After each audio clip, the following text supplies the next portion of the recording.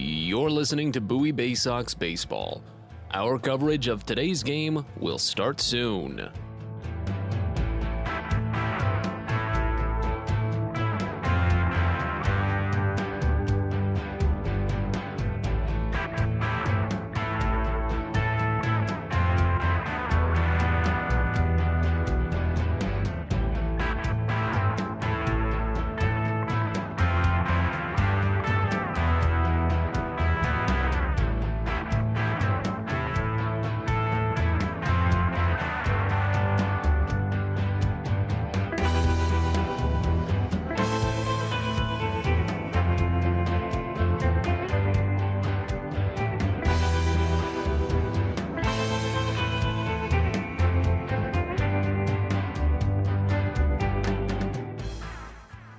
You're listening to Bowie Baysox Baseball. Our coverage of today's game will start soon.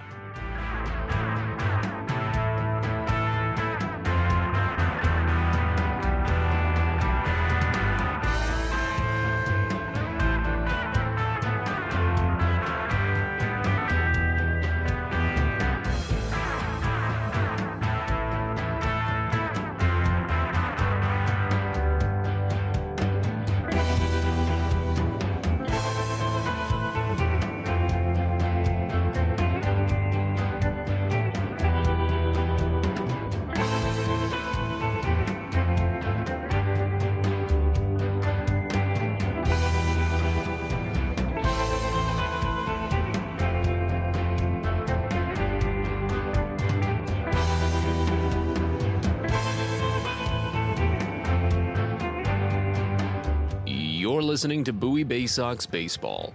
Our coverage of today's game will start soon.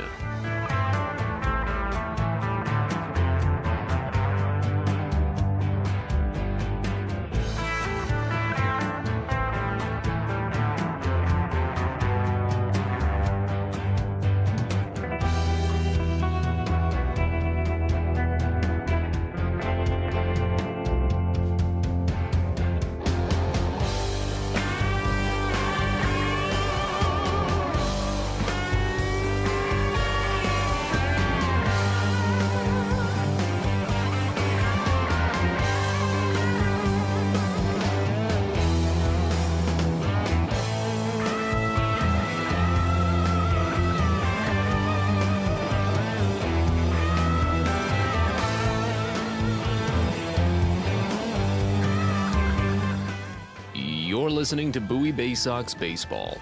Our coverage of today's game will start soon.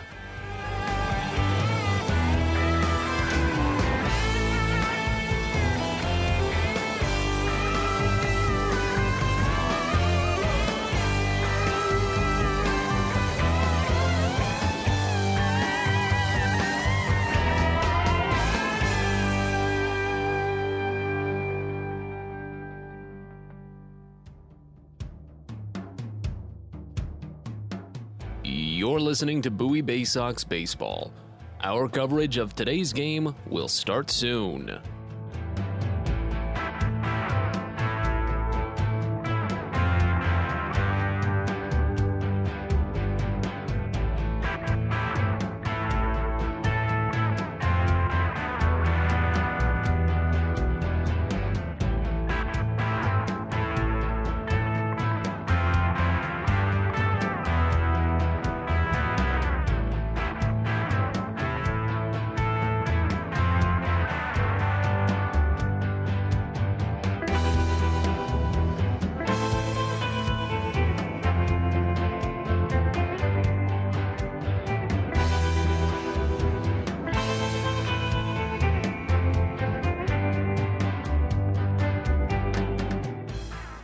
You're listening to Bowie Baysox Baseball.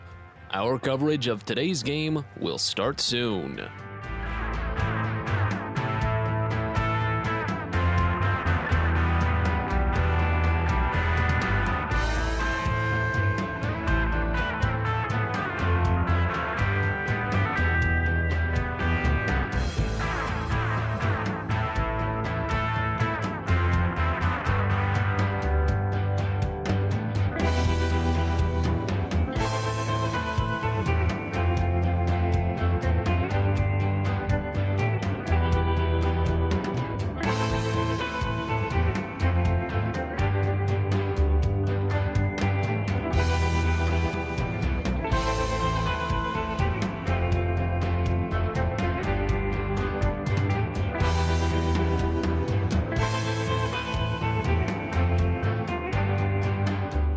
You're listening to Bowie Baysox Baseball.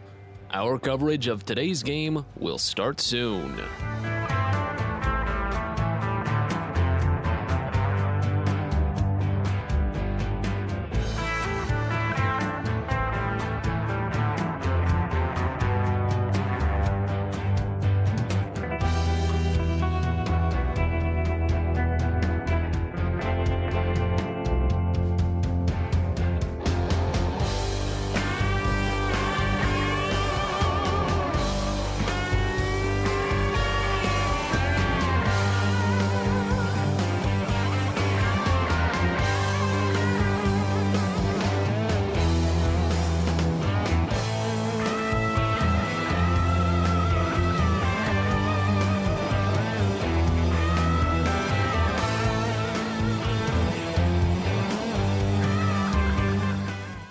You're listening to Bowie Baysox Baseball.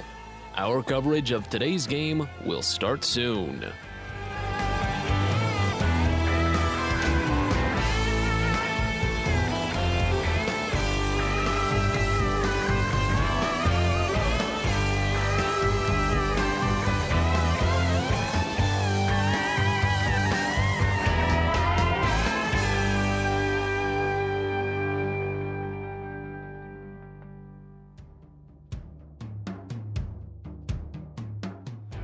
You're listening to Bowie Baysox Baseball. Our coverage of today's game will start soon.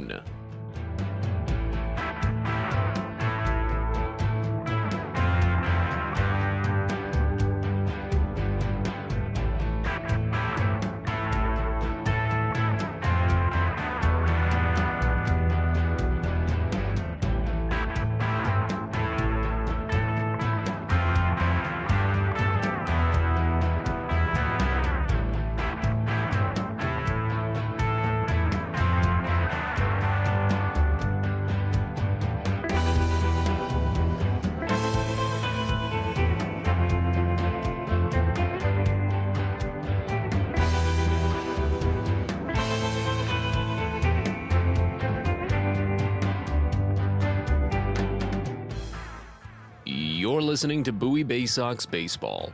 Our coverage of today's game will start soon.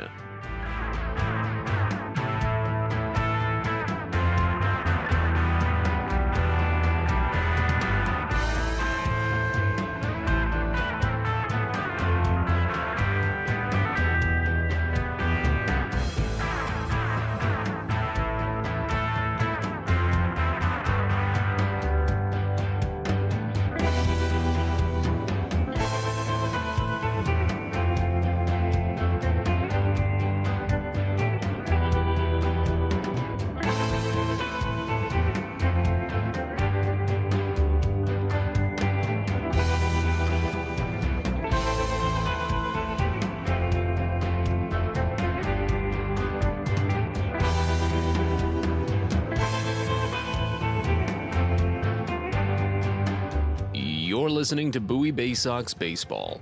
Our coverage of today's game will start soon.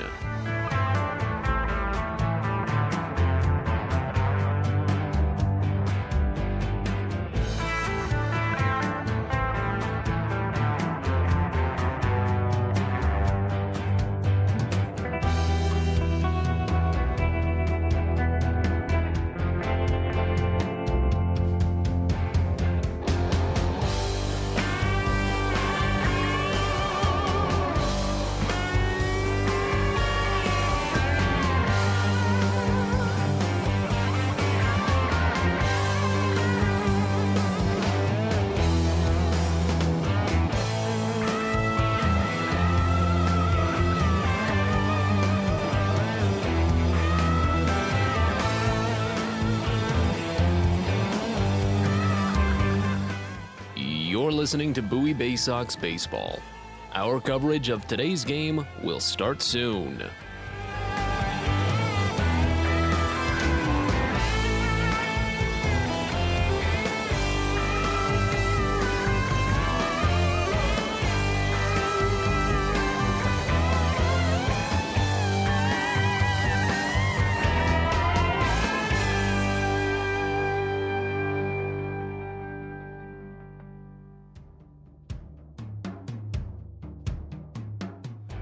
You're listening to Bowie Baysox Baseball. Our coverage of today's game will start soon.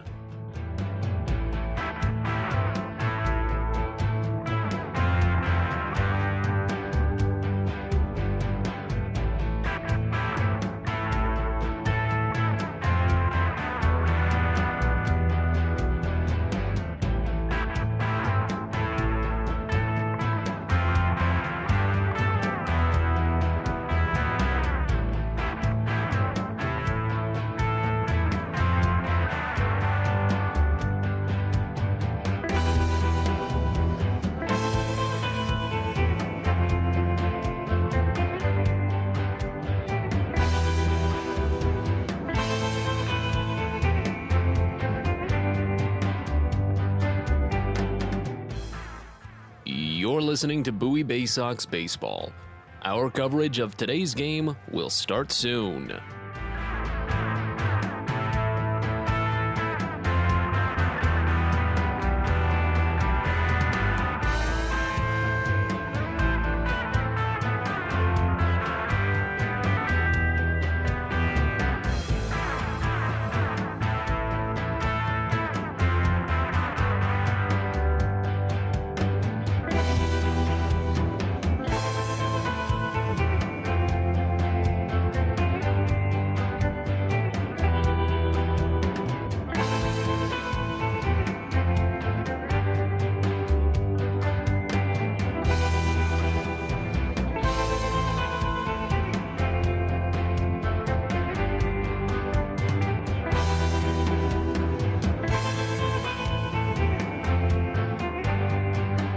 You're listening to Bowie Baysox Baseball.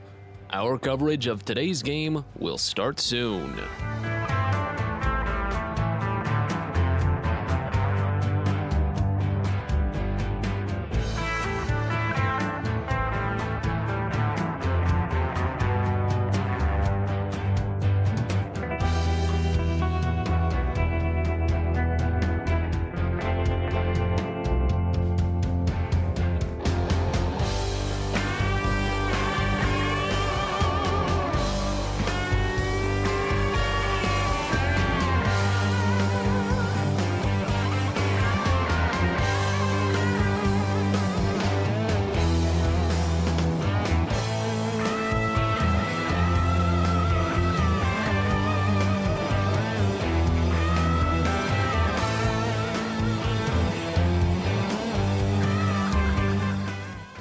You're listening to Bowie Baysox Baseball.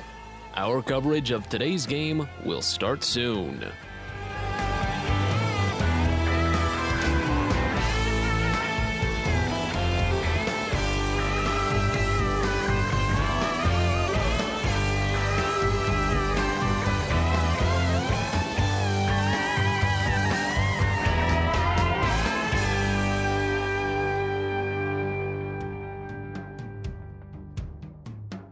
You're listening to Bowie Baysox Baseball. Our coverage of today's game will start soon.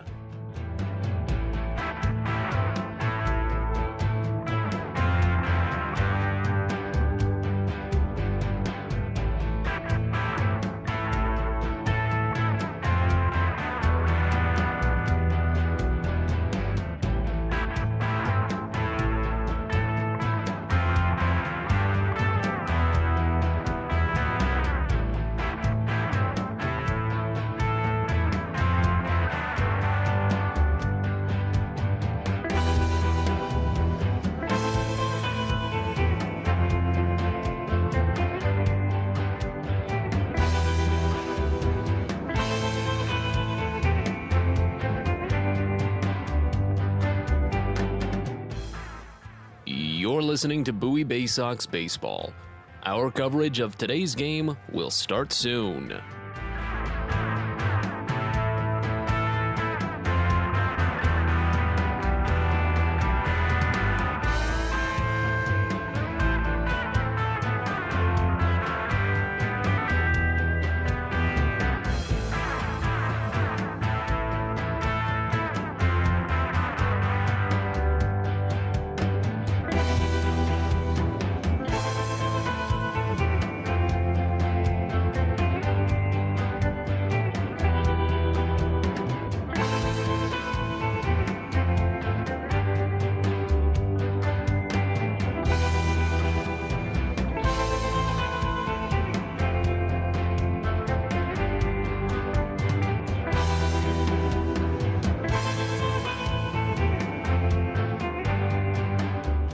You're listening to Bowie Baysox Baseball.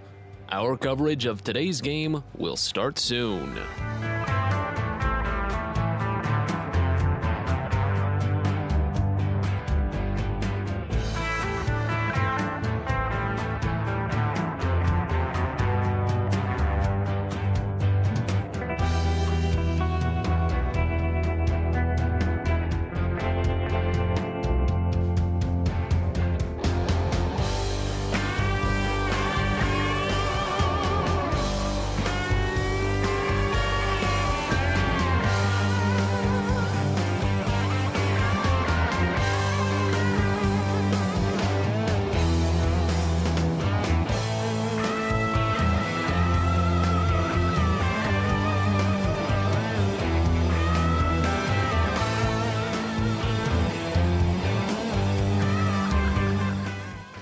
You're listening to Bowie Baysox Baseball.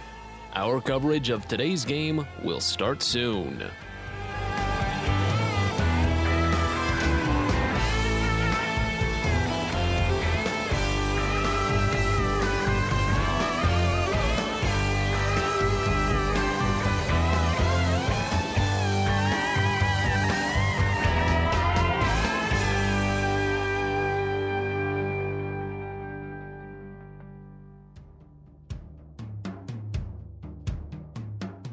You're listening to Bowie Baysox Baseball.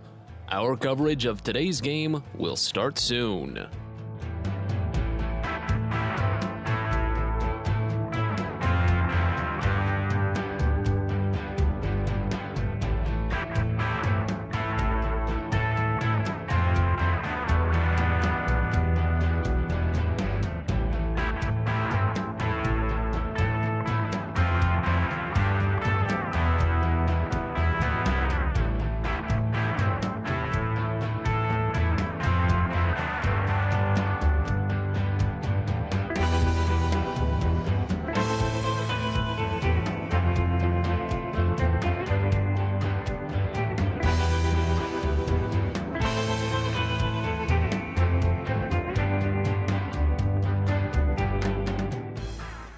You're listening to Bowie Baysox Baseball. Our coverage of today's game will start soon.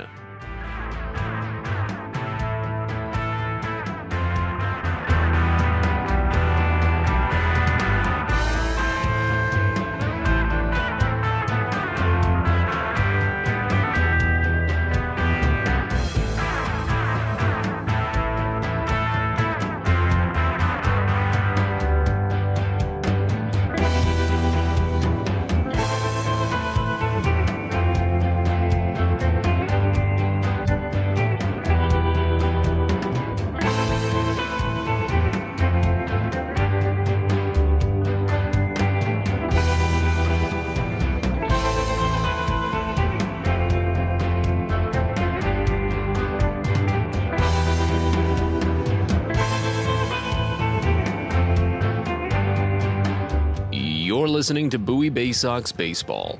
Our coverage of today's game will start soon.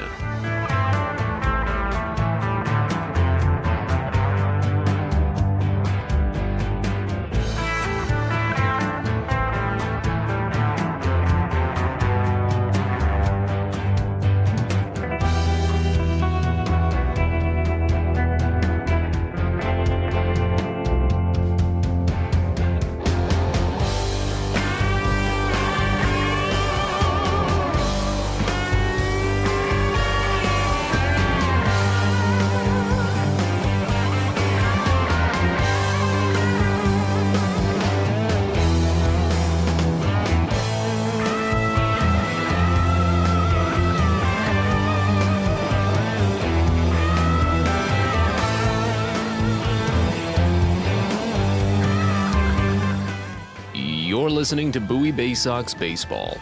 Our coverage of today's game will start soon.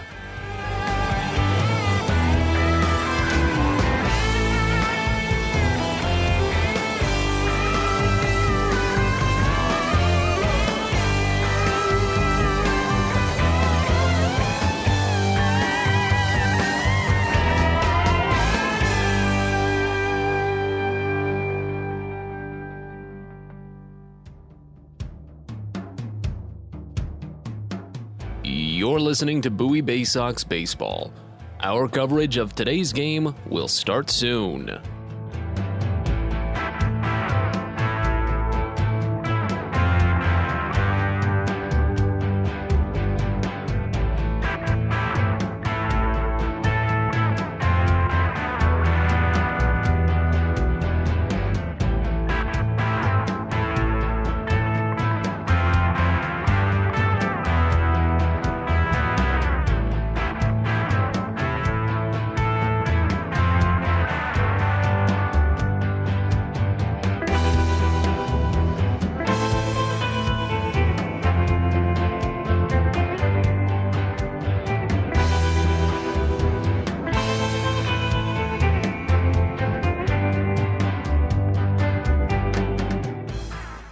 You're listening to Bowie Baysox Baseball. Our coverage of today's game will start soon.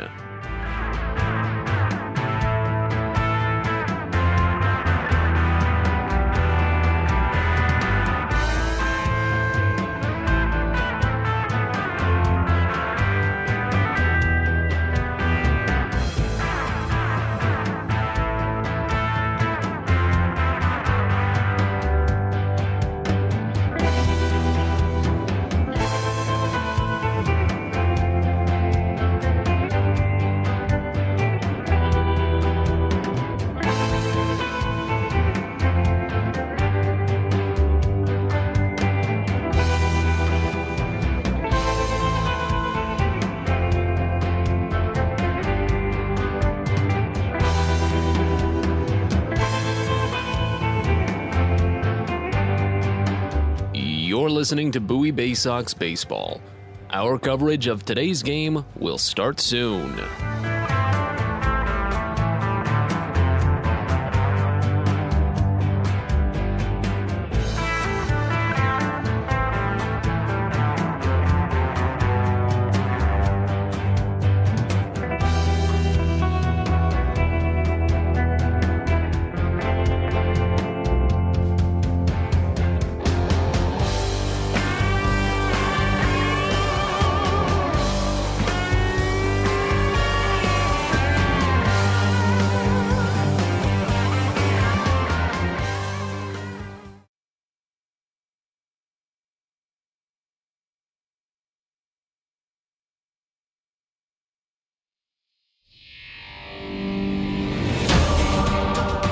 Welcome to Bowie Baysox Baseball.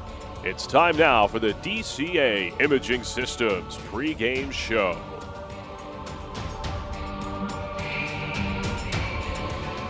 It's the DCA Imaging Systems pregame show from the Diamond. We're getting set for the first in this 6-game series between the Bowie Baysox and the Richmond Flying Squirrels. It's a beautiful one, an early morning affair from Richmond, Virginia. Matt Sabatis with you for our 11:05 first pitch this morning. Bowie's offense, they settled down a little bit on the tail end of their series with Akron last week, but they won the series overall thanks to the offense in Game 1 and then the pitching in the following 3 games. Of course, 20-6 is a really easy trendsetter, but the pitching really carried the weight for the remainder of the series. Now that Bowie's arms are falling into rhythm, it really might help big time this series. Richmond's offense has struggled a bit. They really had a tough time against Erie's pitching last week. While the Seawolves do have the best staff in the league so far, the Squirrels, they only scored 20 runs total over the course of that 6-game series, only winning 2 of the 6 games. Again, 20 runs total. The Baysox scored exactly 20 runs in the first game of their series with the Rubber Ducks. And again, while the 3 of the final 5 games in that series were decided by exactly 1 run, and the Baysox scored 3 or fewer runs in 3 of the final 5 games of that series, and 5 or fewer runs in 4 of the last 5 games of that series. Their offense is still playing well, and their pitching is still working very, very well. They allowed 6 runs on Tuesday to Akron, 8 runs on Saturday, but other than that, it was 3 or fewer runs for the remaining 4 games in that set. And while Akron's offense may be on the bottom half of the league, so's Richmond. So the Baysox could get some really good work in this series based from their pitching. Today's records, Bowie comes in for game number 15 with an 8-6 mark on the year. They're 1.5 game back of first place, that's Harrisburg. The Senators are 10-5 on the season. The Baysox on a 2-game losing streak, but 7-3 over their last 10 games. They're 3-2 on the road from Prince George's Stadium. Richmond, the Flying Squirrels, come in for game number 16 this season. They're 8-7 on the year, only a half game behind Bowie. They're tied for third with Erie, all behind Richmond in the Southwest Division, 2 games out. The Squirrels are on a 1-game losing streak after dropping the finale of their series with the Seawolves up at UPMC Park on Sunday, but they're only 5-5 over their last 10. After they took 2 of 3 from the Baysox at Prince George's Stadium on opening weekend, the Squirrels have only played 500 baseball total, so that's where they're sitting right now. But they played well at home.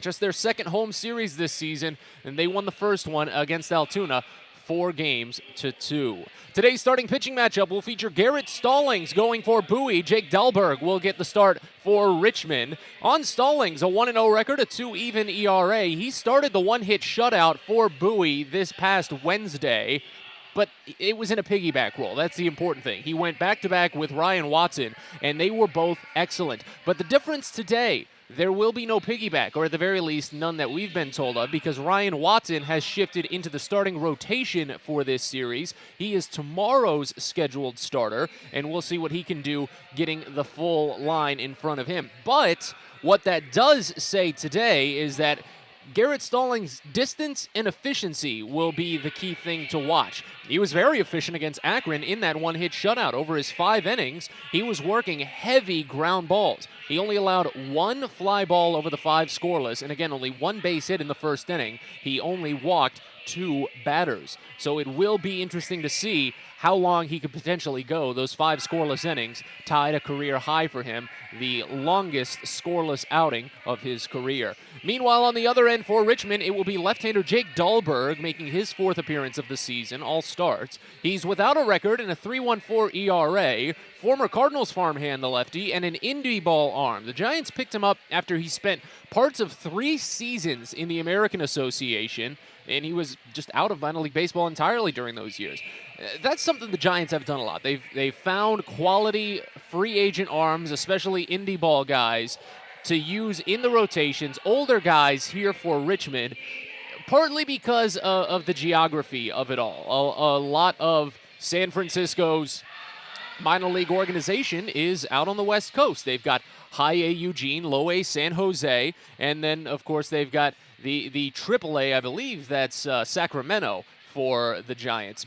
So Richmond is just plumb across the other coast, and that does make it a little bit difficult for traveling. So sometimes you do see a lot of those free agent guys get picked up and put to work here in Richmond, and a lot of times they usually pitch very, very well, and that's what Dahlberg has done. He tossed 4 1/3 scoreless innings against Bowie on opening day at Prince George's Stadium. He struck out 8 batters, but he did not pick up the win because, again, he only tossed 4 1/3 innings, even though the Baysox did lose that game. But since then, Dahlberg has pitched 10 innings in 2 starts. He's given up 3 home runs and 5 earned runs total. So the Baysox could tattoo him for some, but this is a heavy pitcher's park, one of the few in the league. We'll see how the Baysox can fare if they can maybe get some of that power that definitely showed flashes at the tail end of the Akron series, but didn't come out in full swing like it did in Game 1 of that set.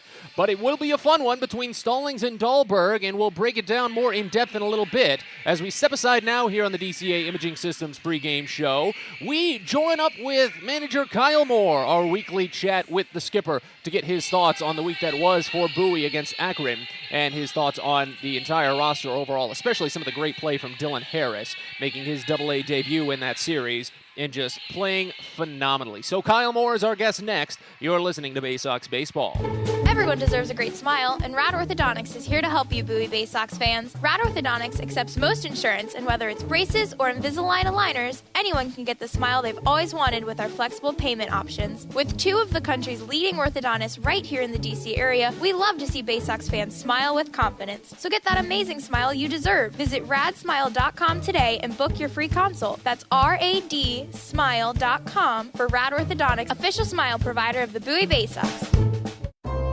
Sunday, May 22nd, it's a fiesta at Prince George's Stadium. For the first time this season, the Baysox will transform into El Congrejos Fantasmas de Chesapeake and face off against Los Perros Calientes de Akron as part of Minor League Baseball's Copa de la Diversión. It'll be a Latin fiesta celebration all afternoon around the ballpark, all presented by Chesapeake Employers Insurance. Get your tickets today at 301-464-4865 and online at baysox.com. From sprains to stitches, sore throats to stomach aches, and pulled muscles to poison ivy, care is around the corner at Patient First. Walk in to see a doctor from 8 a.m. to 10 p.m. every day of the year. X-rays, lab tests, and prescription drugs are on site, and most major insurance plans are accepted. For routine illnesses and injuries, Patient First is here for you. Patient First, the name fits. Patient First, proud partner of the Bowie Baysox, open 8 a.m. to 10 p.m. every day.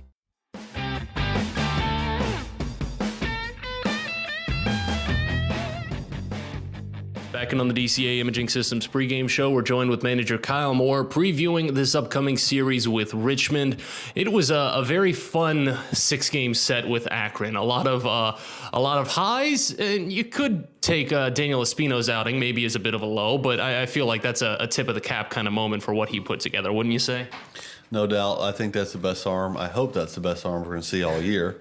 Certainly the best fastball we're going to see all year. If there's a better fastball in the game right now, I would love to see it because not only did it look good from the side, but when it grades out with all the pitch grading information that we have, it's the best fastball we're ever going to see. So that's what he is, and tip of the cap to him. I do wish we would have made a little more contact early in the game. Really proud of Gunnar Henderson getting him on a curveball and not giving away at bats. And but you know what? When you run up against a guy like that, he's going to get you out. Just would love to put a little bit more balls in play next time. We'll catch up on Henderson in just a little bit, but obviously the big story out of last week was Tuesday, too. Was that a record for you, or have you been a part of a bigger blowout? I don't know. I mean, certainly happy with all the runs. I can't remember a game where I've been involved with a team that scored more, and certainly not more with 2 outs. I think that's definitely the most runs that any club of ours has ever scored with 2 outs. So it was a lot of fun. You know, I mean, also we played it in a little over 2 hours for such a long game. So I think it was a testament to this pitch clock thing they got going. But fun game for us for sure. Way to get the series kicked off. Well, you mentioned the 2-out hitting. This team has driven in more runs with 2 outs than any other team outside of AAA, and more than any other team in Major League Baseball. So what's it kind of been like just keeping the strength and mentality alive when there's 2 outs on the board? Yeah, I just think that we've preached all spring training and also up to this point that you just cannot afford to give away a single pitch. And the guys have done a really nice job of learning how to focus in that way. I think focus is a very learned skill, and these guys are showing a lot of maturity and never believing they're really out of an at-bat. It was 1-2, 0-2, 2-2, and they understand that when they make a good swing decision on 1-2, that 2-2 now flips the count in such an advantage from 1-2 that now we really do have a chance to do some damage. So I think they've done a great job just absorbing that message. A couple of key performances out of the Akron series. You mentioned Gunnar Henderson, 1 yard in back-to-back games for his first homers of the season, and they were rockets. They were just fun to watch crack off the bat. What was that like for him to get the monkey off the back there? Yeah, I think I don't even know if he even was worried about it. I mean, look, he was putting great swings on the ball. His exit velos were high. His swing decisions were great. So we knew it was just a matter of time before one of these things was going to leave the yard. And he did it in a loud way versus the best starter he's going to see all year. And then the other ball he hit was just absolutely juiced to right. So. Yeah, I mean, not surprised, like I said, because his quality of his at-bats were super quality leading up to that point, but really happy for Gunny. Got to keep him hot. And then, of course, on Dylan Harris coming up from the complex to replace Toby Welk on the injured list, and it really hasn't seen any sort of issue when it comes to facing Double-A pitching so far. You worked with him in Aberdeen last season. You worked with him a little in spring training. What have been some of your favorite things about him? Yeah, no, what a great story. I mean, just a testament to his perseverance. I mean, the guy gets told in spring training he's not going to make a team. He sticks his nose in there. He grinds it out. Next thing you know, he's up here. Now he's playing, and now not only is he playing, he's playing like he's the best player on the field. I mean, this guy's throwing people out. He's turning in quality at bat 4 or 5 times a night off of really good pitching. So just happy for him. He did it, and he put himself in this position. And so then when an opportunity comes his way, and he just really just eats it up. It's just it's just a really great story. It's just kind of why you do this in the business of opportunity for young men chasing a dream. I'm super happy for Dilly. We got to keep him going. Talking about a couple of guys, too, that really shined during the Akron series. It was Wednesday's game, Garrett Stallings and Ryan Watson combining for the one-hit shutout. And how about Watson, too? Those 8 perfect innings to start his Double-A career. What have been some of the best things you've liked about his work on the mound? Yeah, he's been outstanding for two outings at Binghamton on a really cold night, and then he came back here and showed us that it was no accident, that he really does have the stuff that it takes. And I think that his fastball, both the life on his fastball and also his ability to command it and his fearlessness with it has led him to a lot of success. I also think the sharpness of his sliders is much better from last year, which it wasn't bad last year. It's just a part of our pitch development, and it has gotten much better. And so, when you pair those two things together out of a big physical body like Waddy, you start seeing some results that we're super pleased with. One question I definitely wanted to ask as the season has progressed, what have been your thoughts about Adam Hall in the leadoff spot? He's really been shining there. Yeah, sure. Adam's the guy. I'll hit him anywhere in the lineup. I know he's ready to play anywhere, any position, any part in the lineup, but I just think that part of Adam's game, and the largest part of Adam's game, is he's a run scorer. He's been that way his whole career. He may not be a home run hitter. He may not be able to box him up into one little sort of stereotype, but what he is and what he's always been and throughout his track record is a run scorer. So that's why he's at the top. And he's also proving that he was ready for this challenge because he's getting on base at a high clip. He can steal second base no matter what, whenever the guy's no matter how quick he is to the plate. Halsey is not only really fast, but he's a great base runner. So that's also why he's at the top, and that attributes to him scoring runs. He's a run scorer. So we got to keep him right where he's at and keep him scoring those runs. Again, here with Kyle Moore on the DCA Imaging Systems pregame show. What are some of the challenges and maybe some of the benefits that come from playing Richmond again on such a quick turnaround after the opening weekend? Well, I think the benefits are we saw a few of their starters that we're going to see a couple, the same guys 3 times. So that's the benefit. The challenge is they saw our guys too. So we're familiar with some of their bullpen guys. We're familiar with 3 of their starters. We'll see, probably 2 or 3 that we didn't see, but they're a good club. A record much like ours, and Richmond's always good. The Giants always put older players there, and they're a long way from home from San Francisco, but they have a good club, and we're going to respect it. Yeah. And then one last thing, I always like to ask it headed into the series. How'd you spend your off day? I hung out with the girls. It's all like I spend all off days, but we were just bouncing around today. I got a haircut. We went to a couple shops, went to a couple stores, had a great super normal day, and our youngest Cammie took a great nap for me and Mom, so it was awesome. It was good. So we had a good day. All right, very enjoyable. Kyle, thank you so much for the time. Kyle Moore here on the DCA Imaging Systems pregame show. When we come back, we'll walk through the lineups for Bowie and Richmond in depth. You're listening to Baysox Baseball. Hey kids, the Baysox Futures Club is the best way to be a fan of the Baysox, and it's completely free for kids ages 3 through 12. Futures Club members get access to special members-only events, discount ticket offers, and free gifts for just signing up. Parents, head over to Baysox.com to sign up your kids, so don't miss out on all the promotions and giveaways at Prince George's Stadium this season and next. The Baysox Futures Club. Sign up now at Baysox.com.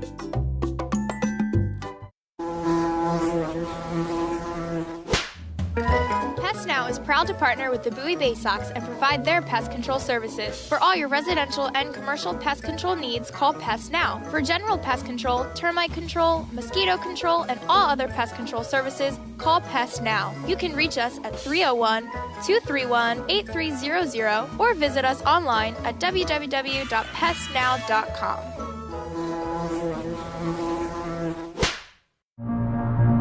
At DCA Imaging Systems, we provide a tenured team of office technology professionals ready to be your trusted advisors. From document creation, output devices, scanning and workflow, to document security and storage, we understand people print, not printers. Give DCA Imaging a call, 301-577-1021, or find out more about how we can help you. DCAimaging.com. DCA Imaging Systems, office technology made easy.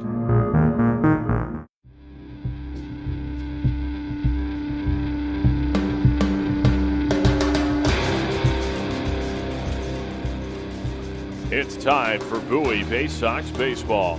The Baysox are the AA affiliate of the Baltimore Orioles.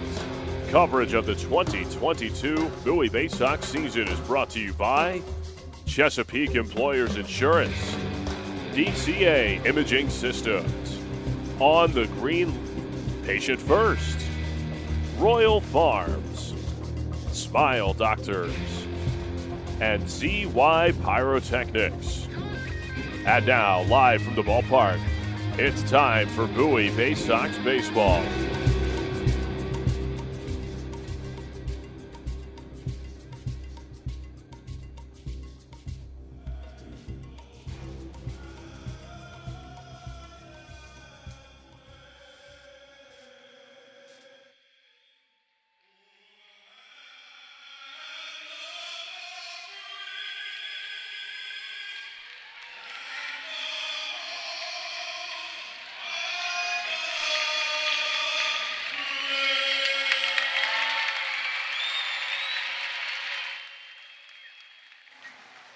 We're ready to go from the Diamond in Richmond, Virginia. It's game one of a 6-game series between the Richmond Flying Squirrels and your Bowie Baysox.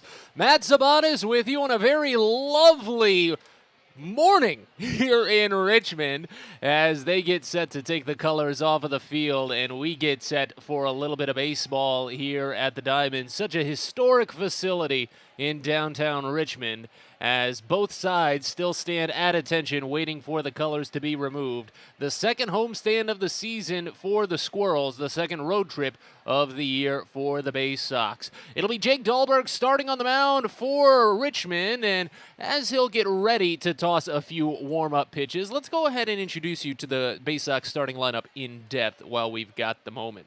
Leading it off in center field, you've got Hudson Haskin. He's coming in to the leadoff slot after a late change in the lineup. Adam Hall was originally scheduled to be the leadoff man, but I've mentioned it before, there has been a bit of a bug going around the Baysox clubhouse, but nothing serious, just something a little mild, and again, an 11 a.m. game, there's no point in risking anything or making a guy push himself a little bit too hard this early in the season, so Hall is being given the day off.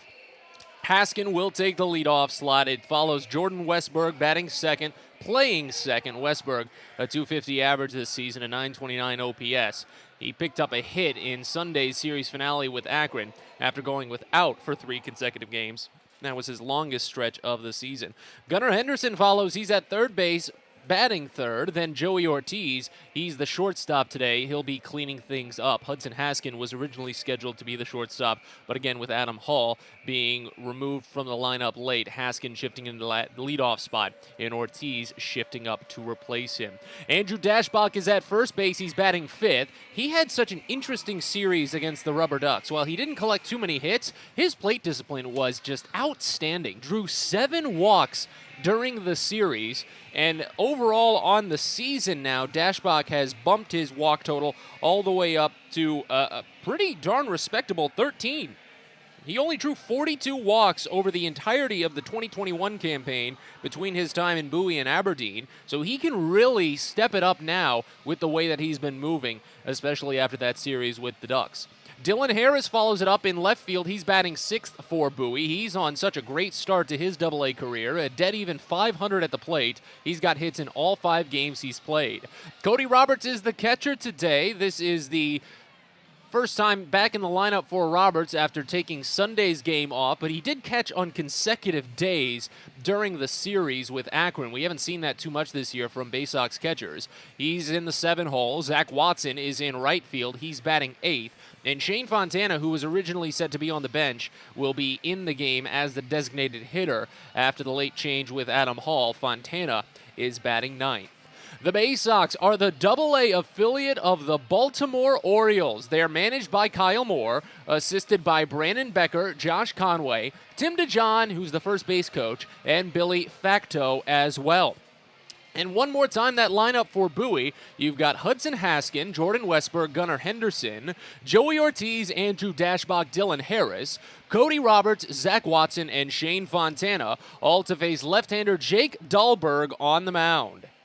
Dahlberg kicks a little bit of dirt off the rubber and climbs the hill as Haskin, the right-hander, steps in. Brings ball in glove as fans file in here for this Education Day game at the Diamond. The first pitch is on its way home, and it's drilled high and deep out to right field. Running on it is Franklin Labor. He leaps at the warning track, and he drops it off his glove. Rounding first, heading to second, and stopping there is Haskin. He leads off with a double, with first pitch coming home at 11:07 a.m.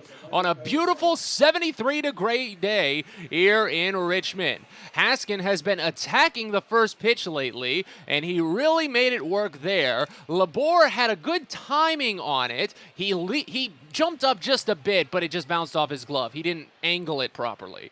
But whatever the case, the Baysox open the game with a runner in scoring position, and now here's Jordan Westberg. Westberg digs in, the right-hander. 15th game this season for him. A .250 average, a .929 OPS, 3 doubles, no triples, 4 homers, 11 driven in. First pitch. Fastball misses in, and the count begins at 1-0. For Hudson Haskin, that was his 4th double of the season in the first, since he smacked 3 of them on opening day against this very same team and this very same pitcher, Jake Dahlberg. Here's the 0-1, swing and a miss. Check that, the 1-0, it swung on and missed. Change up down, and the count evens at a ball and a strike on Westberg. Right-hander plays on the back side of the batter's box. Holds the bat tightly above the back shoulder and waggles it slightly, the 1-1. Fastball tails too far down and inside, and the count goes to 2-1 strike on Westberg. Again, a very beautiful day here in Richmond. There was an anticipated bit of rain toward the 1 o'clock hour, but fortunately it has pushed further and further back in the day. Next pitch to Westberg, called a strike, a late ring up on a pitch on the upper outside corner of the zone, and the count evens at 2. So now, especially with the new enforced pitch clock rules, we might be able to get this game through quickly and not have an issue with the impending weather, but it is still anticipated to get here later. 2 strikes the count on Westberg. Runner at second, nobody out. The pitch, bounced to third, but foul. That one kicks a little bit of dirt up on the left side of the line before it even reaches the bag, so that's a clear-cut one as the count holds. Been an interesting couple of outings for Dahlberg. We'll talk about his season when we get a little deeper into this inning, but the Baysox already threatening here in the top of the first with runner at second, nobody out. Dahlberg looks back, runner at second, and fires it home. In on the hands, popped up behind home plate. Shedding the mask is Martirano. He scales over toward the on-deck circle and pulls it in. There's 1 out here in the top of the first inning. Let's tell you about that defensive alignment for Richmond. From left to right in the outfield, you've got Jacob Hayward, Michael Gigliotti, then Franklin Labor. Sean Roby is at third base. Will Wilson is the shortstop. Shane Matheny at second. Frankie Tostado at first. Brandon Martirano is the catcher today for Jake Dahlberg on the mound. Dahlberg faces Gunnar Henderson now. Left-hander digs into the box, and he's already called for an automatic strike as he was not set properly, so the count begins at 0-1. Henderson does not argue about it at all. He just gets set and settles in while he's already behind in the count before seeing a pitch. First pitch home. Called a strike, so it's already 0-2. Dahlberg, a 6-foot, 205-pound left-hander, 28 years of age, signed as a minor league free agent midway through last season. Graduated from the University of Illinois at Chicago. This is his second organization. Used to be a Cardinals farmhand. Here's the 0-2. Misses away. Count goes to a ball and 2 strikes. Henderson, a .261 average this season, an .886 OPS, 3 doubles, 2 home runs, came in back-to-back games in the Akron series. He's got 10 runs driven in. That tall, muscular frame from Henderson can really power the ball when he makes a good crack. The 1-2, bounced foul, first base side toward the Richmond dugout, and the count holds.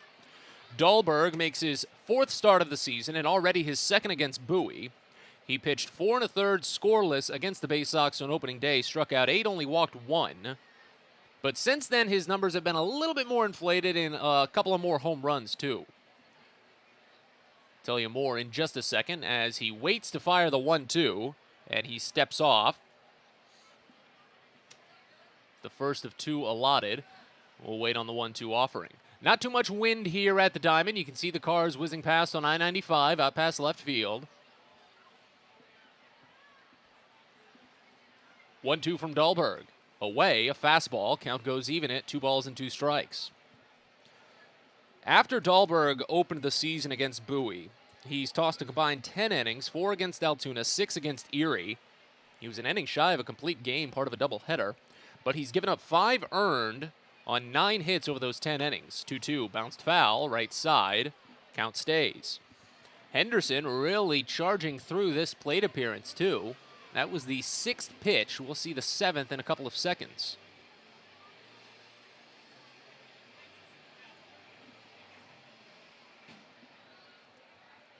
Of those 5 runs that Dahlberg has given up, he's also given up 3 home runs, a part of that mix.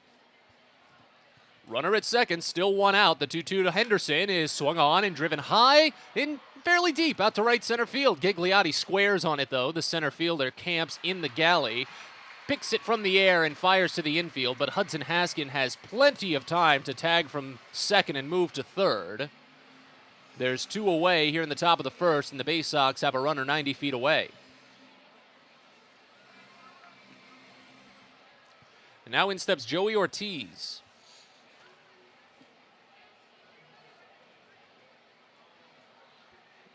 Dahlberg's home debut came with a little bit of struggle in that first inning against Altoona. All 3 runs in that opening came in the first inning, and all with 2 outs. That's where Bowie's done a lot of their damage this season. Maybe it could happen again today. Here's the first pitch to Joey Ortiz. A check swing, pitch down. Will they appeal? They do. He didn't go. The count begins at 1-0. Ortiz on the season, a .216 average for Bowie, a .588 OPS. 4 doubles, a triple, no homers, 9 runs driven in. Runner at third, 2 away here in the top of the first inning, a scoreless game. First of a 6-game series between Bowie and Richmond. Here's the 1-0, swing and a miss, pitch in the dirt. Count evens at a ball and a strike. Your umpiring crew for today's game: Sean Cassidy is at third base, Jude Corey is at first, and Kelvis Velez calls the balls and strikes behind home plate.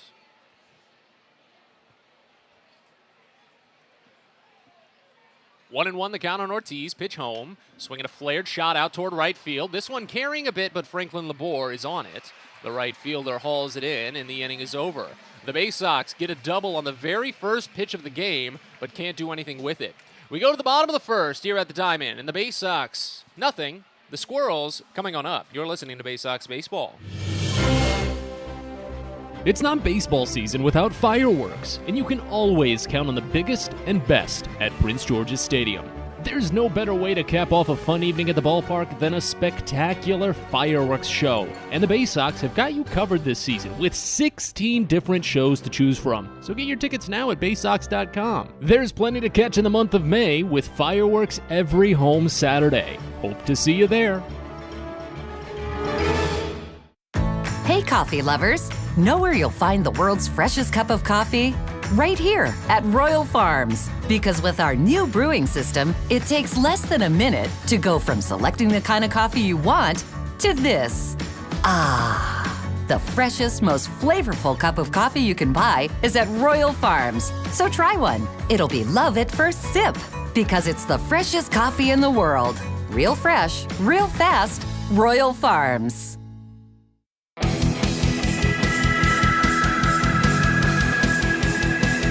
Bottom of the first here at the Diamond. The Baysox coming up empty in their first half of action. As Garrett Stallings warms on the mound for Bowie, the starting lineup for the Squirrels that he'll face looks like this. Leading off in center field, you've got Michael Gigliotti, followed by Will Wilson at shortstop batting second. Sean Roby is at third base batting third. Frankie Tostado, the first baseman, bats fourth. Brandon Martirano is the catcher batting fifth. Tyler Fitzgerald is the DH batting sixth. Jacob Hayward in left field bats seventh. Franklin Labor in right field bats eighth. Shane Matheny at second base bats ninth. The Flying Squirrels are the AA affiliate of the San Francisco Giants, 8-6 on the year on a 2-game losing streak. They're managed by Dennis Pelfrey, assisted by Paul Esguerra, Danny Santon, and Gary Davenport. And once more quickly, that lineup for Richmond: Gigliotti, Wilson, Roby, Tostado, Martirano, Fitzgerald, Hayward, Labor, Matheny to face Garrett Stallings on the mound. First pitch to Gigliotti is a breaking ball called for strike in the lower inside corner, 0-1 to start. Michael Gigliotti this season, a .333 average. This is just his 8th game. He swings through another breaking pitch, thought about checking the swing, but couldn't stop himself. And the count suddenly 0-2. Gigliotti, a .900 OPS, 1 homer, 5 runs driven in. He's only 3 for 12 leading off innings this year, though. He bounces this next pitch foul. A high bounce into the Richmond dugout, and the count holds. Gigliotti, though, he had an excellent time against Bowie on the opening weekend at Prince George's Stadium. He went 5 for 8 with his lone home run. Here's the 0-2, swing and a miss for strike 3. Got him with the curve down, and Stallings opens up with a strikeout here in the bottom of the first. Starting defense for Bowie from left to right in the outfield, you've got Dylan Harris, Hudson Haskin, and Zach Watson. Gunnar Henderson at third, Joey Ortiz at short. He played an excellent shortstop on Sunday. Jordan Westberg at second, Andrew Dashbach at first, and Cody Roberts catches for Garrett Stallings on the mound. First pitch from Stallings to Will Wilson is a called strike. Fastball hits the lower outside corner. It's 0-1. Stallings, coming in for his 3rd start of the season, fires the 0-1. It misses away, and the count evens at 1 on Will Wilson, who's batting .214 this season, .742 OPS, but with 3 home runs. Squirrels as a team have 21 home runs. The Baysox have 21 as well. Next pitch popped up right side, out of play. Dashbach gives light chase, but stops before getting to the warning track, 1-2. Garrett Stallings, a 6'2", 200-pound, 24-year-old right-hander from Chesapeake, Virginia, brought to the Orioles organization, part of a trade with the Los Angeles Angels in 2020. It was the Jose Iglesias deal. Next pitch misses just down the curveball, and the count evens at 2 here on Will Wilson. Stallings comes into today a 1-0 record, an even 2 ERA. As the 2-2 comes home. Check swing, called strike 3. Got him on the upper outside corner, a late ring up. Wilson not pleased, but doesn't say anything. Back-to-back strikeouts to open the day for Garrett Stallings, his first backwards K. Baysox in their alternate road orange uniforms with a black shoulder stripe and the black block Bowie on the front side. Black cat, orange brim. As Sean Roby digs in and fires the first pitch out to deep right field. This could go. Backing up on it, Watson. He looks up and it's gone. Sean Roby's league-leading 7th home run of the season is a solo shot here with 2 outs in the bottom of the first inning.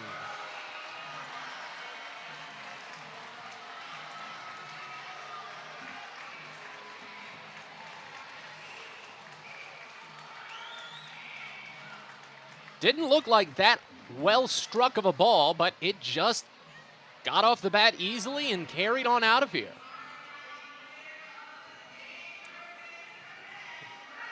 That's his first home run in over a week after he had 6 over the first 9 games of the season. Here's Frankie Tostado. First pitch misses down and in, and the count begins at 1-0. Squirrels in their all-white home uniforms with the Flying Squirrels typeface on the front side. Next pitch to Tostado is a swinging strike, down. Count evens at a ball and a strike. Red numbers and a black name on the back side. Tostado, the left-hander, is batting .283 this season. 740 OPS, 3 doubles, a homer, 5 runs driven in. He fouls off the next offering, but just gets it off of home plate, so it doesn't go anywhere. Count already 1-2. Baysox trail 1-0 now here in the bottom of the first inning. A solo home run by Sean Roby with 2 outs. It's his second against Bowie this season. He had one in the opening series. The 1-2. Misses just up and away the fastball. Count begins at 2-2 now on Tostado. Next pitch will be number 15 of the inning for Garrett Stallings. He delivers it, and it's popped up out to deep left field, but it's going to stay in the park as Dylan Harris curls around on it. Has to bend down a little bit to pull it in around the waist, but the inning is over. Two-out solo home run by Sean Roby, the story of this first inning. As we go to the second here at the Diamond, Richmond holds on to the early 1-0 advantage. You're listening to Baysox Baseball.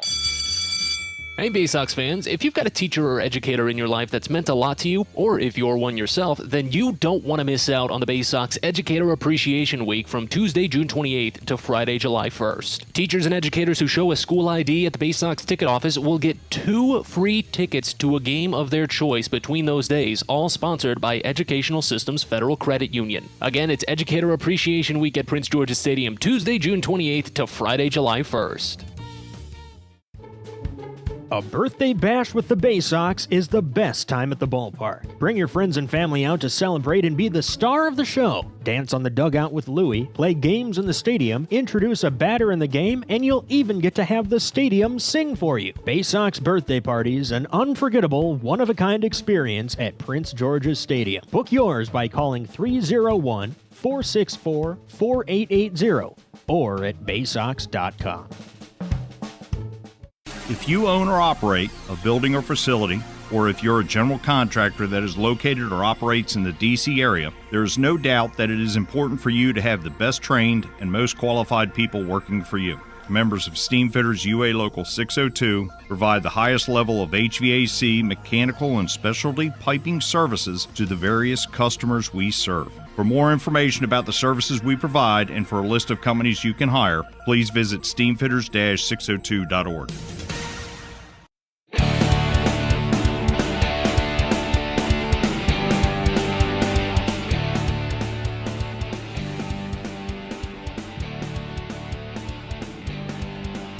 On at the top of the second here in Richmond, a 1-0 Squirrels lead. Matt Sabatis with you from the Diamond, as it'll be 5, 6, and 7 due up for Bowie in this half inning. Andrew Dashbach to lead it off. Jake Dahlberg is back to work, and the wave has already broken out here on this Education Day affair. Here's the first pitch. Dashbach watches up and in. Count begins at 1-0. Dashbach on the season for Bowie, only a 190 average in his 13 games. 754 OPS, however. That's a trend better thanks to 2 home runs, a double, 5 runs driven in. Next pitch misses a bit down, and the count goes to 2-0 on Dashbach. Key number for him in the last series was the walks. The next pitch a swinging strike. He went chasing after the curve from Dahlberg. Count to 2-1. Dashbach drew 7 walks in the Akron series. There was only one game in the entire series that he did not draw a walk. Here's the 2-1, swing and a miss, high fastball that time, and the count evens at 2. But he's already up to 13 walks drawn this season, and he only walked 42 total times in the 105 games he played last year. Lefty Dahlberg looks for the punch-out, would be his first. The 2-2 inside, nearly clipped Dashbach. He just spun a little bit out of the way to avoid it, but it runs the count full. And Dashbach's been very good on the full counts this season, too. Draws a majority of his walks when it comes to these 3-2 offerings. His first 8 were that way. The 3-2, down low for ball 4, give him another. So Dashbach draws yet another free pass. Talk about the plate discipline improvements from Andrew Dashbach this season, too. He had the second most strikeouts in the entire Orioles minor league system, second only to Kyle Stowers. He struck out 144 times last year, and while his strikeouts are still up there on the leaderboards this season, the walks are already at such a larger pace than they were last year. Here's Dylan Harris, first pitch. Called a strike on the lower outside corner. Count begins at 0-1.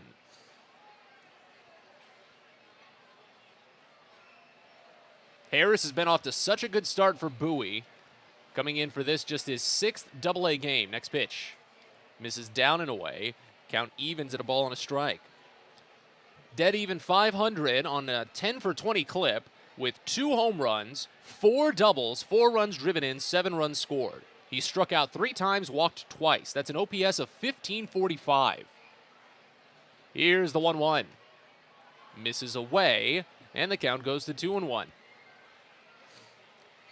There's a very just minuscule problem here with the way that the press box is set up in Richmond, that there's a bar in front of the windows that just very slightly obstructs first base. Gotta tilt my head a little bit to find Dashbach, see how big of a lead he's taking. The 2-1, slides down and away, skips away. Dashbach dances off of first, but he gets back in time. The catcher, Martirano, was able to slide over and keep it in the batting circle, so Dashbach didn't really risk it. It runs the count to 3-1 anyway, so Harris is sitting in a prime opportunity here to make a little bit of noise as Bowie trails 1-0. Working on the third base side of the rubber, Dahlberg sends home. Called a strike, a late ring up high just as Harris had tossed the bat.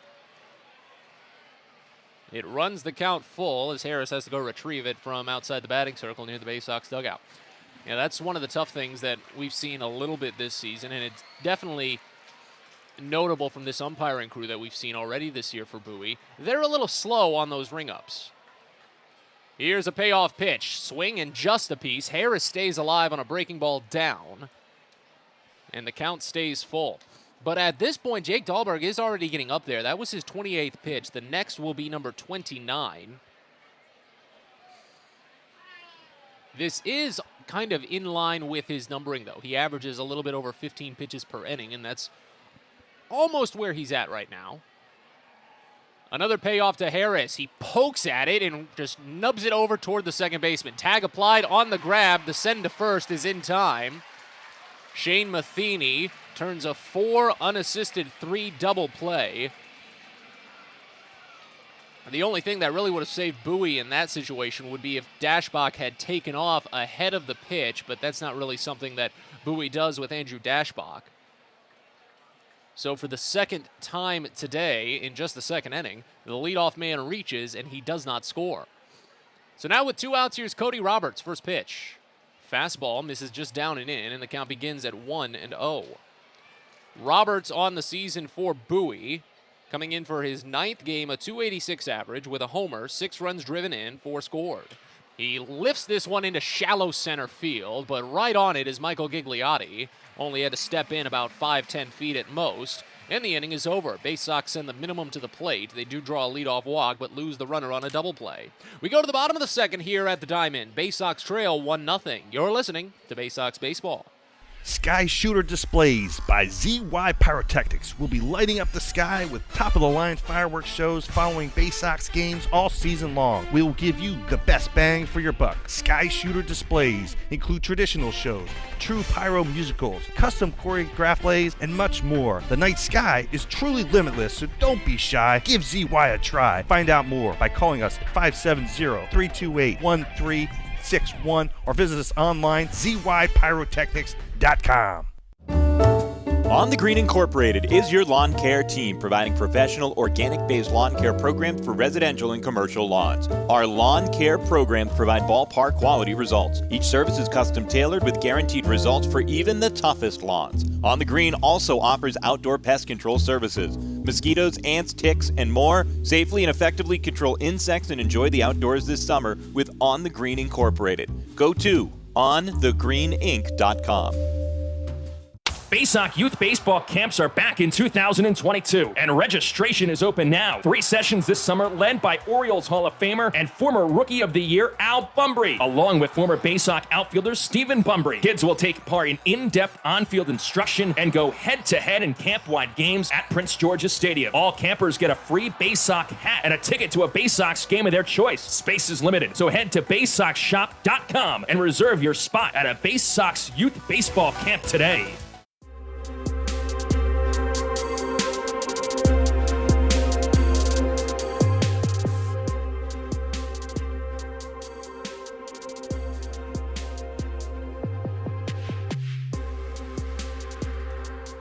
Bottom of the second here at the Diamond, a 1-0 Richmond lead. Back to work, Garrett Stallings for Bowie. He faces off with 5, 6, and 7 in the Richmond lineup and fires a first pitch ball down low to Brandon Martirano to get things started here in the home half of the frame. Matt Sabat is with you on a beautiful morning here in Richmond. Next pitch, Martirano watches away, and the count opens 2-0.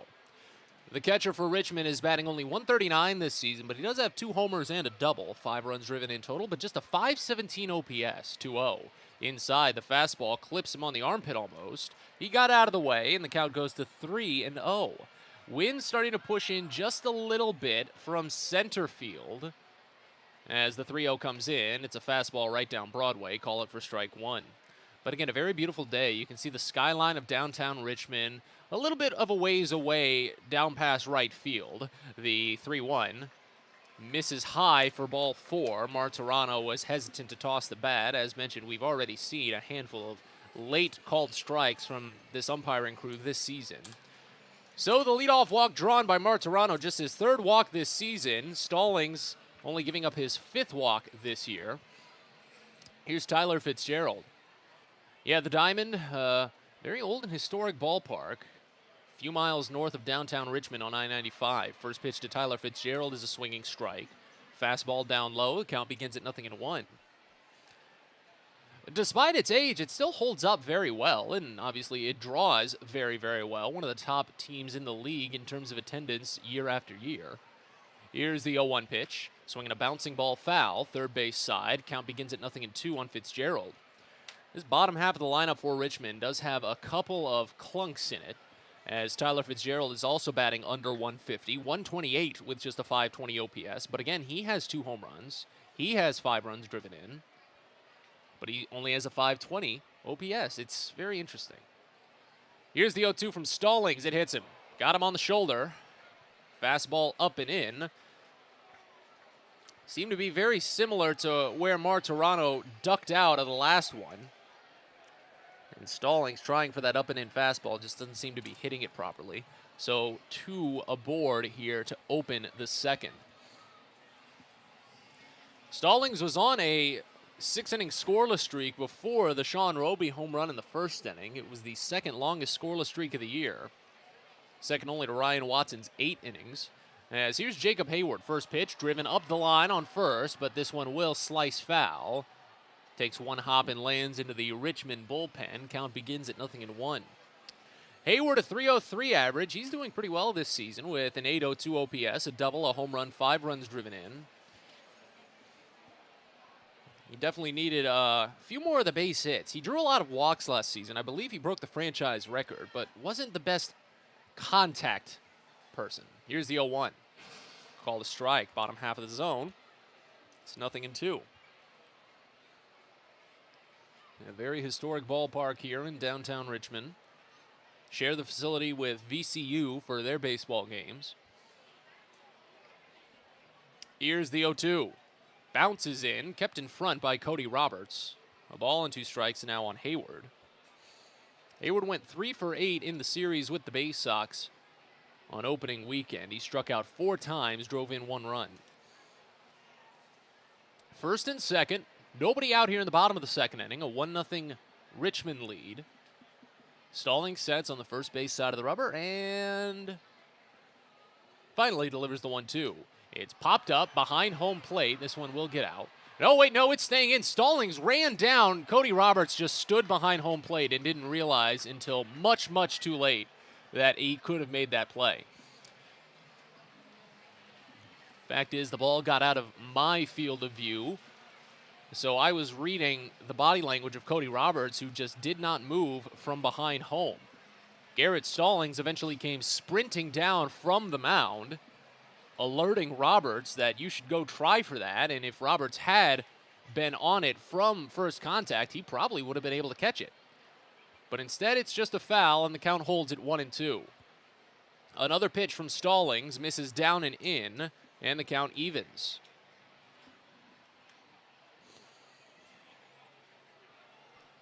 An Education Day game here at the Diamond, so you can already see a couple of yellow buses out in the parking lots past left field for some of the local school kids. 2-2, swinging a bouncing ball over toward third and off of the glove of Henderson between his legs. Everyone's safe. It hit off of his glove, so it didn't get into left field, but it just stopped dead on the ground, and it gave him no chance at a play. So that's an E5, Henderson's first error at third base this season, and it's going to lead to a mound visit as the bases are loaded here with nobody out.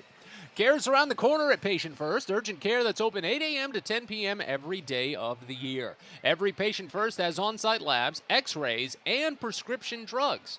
Patient First, the name fits. Bottom of the second here at the Diamond, Baysox already trailing 1-0. Bowie has managed 2 base runners. They've gotten 1 to third base. That was a leadoff double by Hudson Haskett in the first inning. He did it on the first pitch of the game, but could not score. After a couple of flyouts, there was not much. Then in the second inning, Bowie got a leadoff walk from Andrew Dashbach. He's been excellent when it comes to the strike zone discipline lately, but he could not get around to score thanks to a double play hit into by Dylan Harris. In the bottom of the first for Richmond, it was a 2-out solo home run by Sean Roby, his league-leading 7th. And now a walk, a hit by pitch, and an E5. The hat trick without the base hit for Richmond to load the bases. Corner infielders play in for Franklin Labor. First pitch is a big swinging strike on a hanging breaking ball. Count begins at 0-1. This is Labor's second plate appearance with the bases loaded this season. He has a double to score 2, 1 for 1. Here's the 0-1 pitch. Roped up the third base line. That one's trouble toward the corner, and it just hooks foul. It hit off of the wall almost directly on the 333 numbering in the corner, but it goes just foul. 0-2 here on Labor. Big opportunity for Stallings to get out of this. This is the first time this season that Stallings has had to work with the bases loaded. Opponents are hitting .400 against him in the early goings of this year with runners in scoring position in general. Here's the 0-2 pitch. Down and away, the fastball doesn't connect. Count goes to a ball and 2 strikes. The put-down pitch is definitely something that Stallings hasn't had too much of in the last 2 starts either. Because recall, he worked heavily on the ground balls to pick up his outs against Akron. Here's the 1-2. Swing and a miss. He got him this time. Little tip of a fastball into the mid of the catcher, and Labor is down on strikes. Third strikeout for Garrett Stallings. It's a big one. Sets up the opportunity for a potential double play to end the inning. Shane Matheny, left-hander, digs in. He's not hit into a double play this season. Middle infielders will try to turn it, as the first baseman Andrew Dashbach as well. First pitch grounded right over to first. Dashbach scoops, turns to second for 1. The throw back to first, covered by Stallings, and it's in time! 3-6-1 double play, and Stallings escapes the jam. We go to the third here at the Diamond, and the Baysox still trail by just 1 as Stallings leaves them loaded. We go to the third. Baysox down 1-0. You're listening to Baysox Baseball. At DCA Imaging Systems, we provide a tenured team of office technology professionals ready to be your trusted advisors. From document creation, output devices, scanning and workflow, to document security and storage, we understand people print, not printers. Give DCA Imaging a call, 301-577-1021, or find out more about how we can help you. DCAimaging.com. DCA Imaging Systems, office technology made easy. It takes time to get rich, flavorful coffee beans from the lush mountain regions of Colombia and Brazil to Royal Farms. But less than a minute to get yourself a delicious hot cup of the finest and freshest coffee in the world. Because Royal Farms' new Swiss-made coffee machines grind those rich, flavorful coffee beans and brew them one magnificent cup at a time. It's why Royal Farms makes the freshest and best coffee in the world. Real fresh, real fast. Royal Farms. Get your gear and memorabilia from your favorite Baysox players and future stars of the Baltimore Orioles at the Tackle Box Team Store. Jerseys, hats, autographed bats and balls, all at great prices. Located right at the main gate at Prince George's Stadium and online at BaysoxShop.com, the Tackle Box is the only place to get the best Baysox gear for you and your favorite fan. It's the Tackle Box at Prince George's Stadium and at BaysoxShop.com.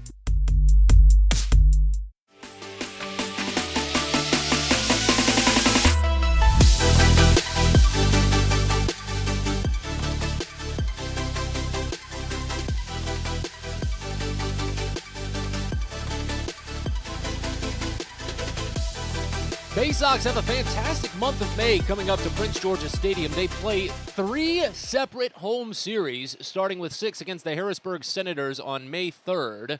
And there's a big fireworks tonight on Saturday, May 7th that you don't want to miss. And then, of course, it follows with the Mother's Day celebration on May 8th. First pitch to Zach Watson here in the top of the third is roped foul into the Baysox bullpen, and the count begins at 0-1. Jake Dahlberg is back on the mound for Richmond. He faces 8-9-1 in the Baysox lineup, starting with Zach Watson, then Shane Fontana and Hudson Haskin. Next pitch home, Watson swings through it, a breaking ball down low, and it's already 0-2. On the season for Watson, 13th game this year, a 159 average, no homers, 3 runs driven in, a 435 OPS. Next pitch misses down, and the count goes to a ball and 2 strikes. Watson has scored 4 times, has a double and a triple. He scored the run in Bowie's last, check that, their first of 2 walk-off wins in the Akron series. Here's the 1-2 pitch. I'm not sure where that one got off of the fingertips of Dahlberg, but it just sailed away on the opposite batter's box and hit off the backboard before anything else. I think that's a ball. I think the umpire didn't really motion, so I'm going to say it's a ball. 2-2. See, you got to make yourself laugh. It's 11:30 in the morning. Here's the 2-2. Inside, brushes Watson off just a tad, and the count fills on the leadoff batter. Same thing happened in the second inning. Andrew Dashbach drew a walk in a full count offering. The Baysox are making Dahlberg work at least. As the next pitch comes in, and it's driven high and deep out to left field. Hayward turns at the warning track. He looks to square it up. He hops, and he pulls it down. Oh, what a line in from Jacob Hayward. I'm not sure he took a home run away, but boy, did Watson get it as close as he possibly could. If this at Prince George's Stadium, it's well out of here, but this is one of the main pitchers' parks in the Eastern League. So Watson flies out to open the inning, barely missing a home run, and now Shane Fontana steps in. First pitch to Fontana is called a strike. Pitch a bit low, but the count begins at 0-1. Fontana was a late addition to the lineup. He was initially on the bench. Next pitch misses away. Count goes even at a ball and a strike. But Adam Hall has been dealing with a bit of a bug lately, as a handful of Baysox players have. It's been moving around pretty much since the Binghamton series, as the 1-1 is lined into shallow center and falls in for a base hit. Fontana's got hits in back-to-back games now after going 0 for in 2 consecutive, but it's the first base hit of the day for Bowie since Hudson Haskins' double on the first pitch of the game. With 1 out here in the top of the third, it goes back to Haskin at the top of the lineup.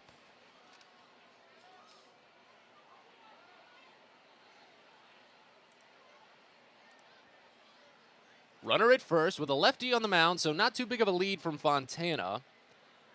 As we wait on the first offering to Haskin. See if he attacks the first pitch again. He does not. It's a fastball up and in for ball 1.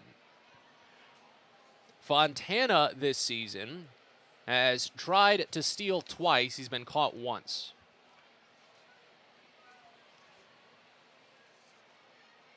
One-0. Misses in again, same fastball. 2 balls and no strikes on Haskin. This season for Bowie, Haskin has been batting .500 on the road. Remember, though, he did miss a good portion of the Binghamton series, so he was playing hot for the first 2 games, but then missed the final 4. The 2-0. Called a strike on the inside edge. Count to 2-1. So that .500 number is a bit inflated. Mostly because it's just a small sample size. But overall in the season, that .385 average, that's not too inflated because this is his 12th game. He's just been playing very well. The 2-1. Swinging a rip up the third base line, but foul. That one gave Kyle Moore in the third base coach's box a little bit of a step back, but he got out of the way. And the count evens at 2 here with runner at first and 1 away in the top of the third inning.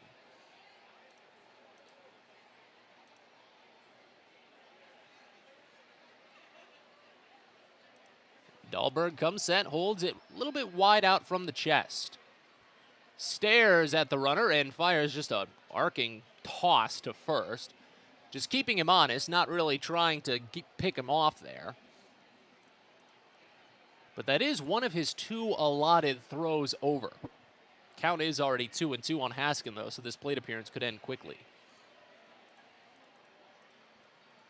He sets again. fires home this time. The 2-2 is high. It picks up the catcher Martirano from behind home plate, and the count fills. Haskin this season with a full count is only 1 for 4, but he does have one of his home runs. It was one of his solo home runs. He struck out 3 times, walked 3 times. 3-2. Check swing, pitch high. Are they going to appeal? No, it's just a free pass. They let it go. I guess it was more of a flinch than it was a check, if anything. Haskin has drawn the walk, second of the day, allowed by Jake Dahlberg. And now the tying run is pushed into scoring position for Bowie as Jordan Westberg digs in. 333 mark this season for Westy with runners in scoring position.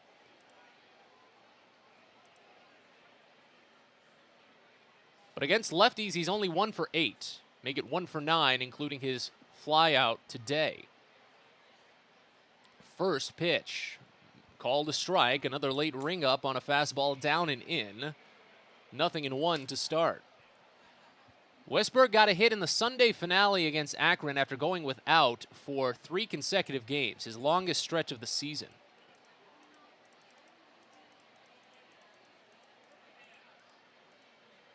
Dahlberg sets, fires the next pitch. It's just ticked foul. Bounces over toward the Baysox dugout, and will do it again already at 0-2. First and second, 1 away here in the top of the 3rd inning. Baysox trailing 1-0 on Sean Roby's solo home run with 2 outs in the first. But Garrett Stallings escaping a bases-loaded 1-out jam in the bottom of the second, giving Bowie a chance to tie here.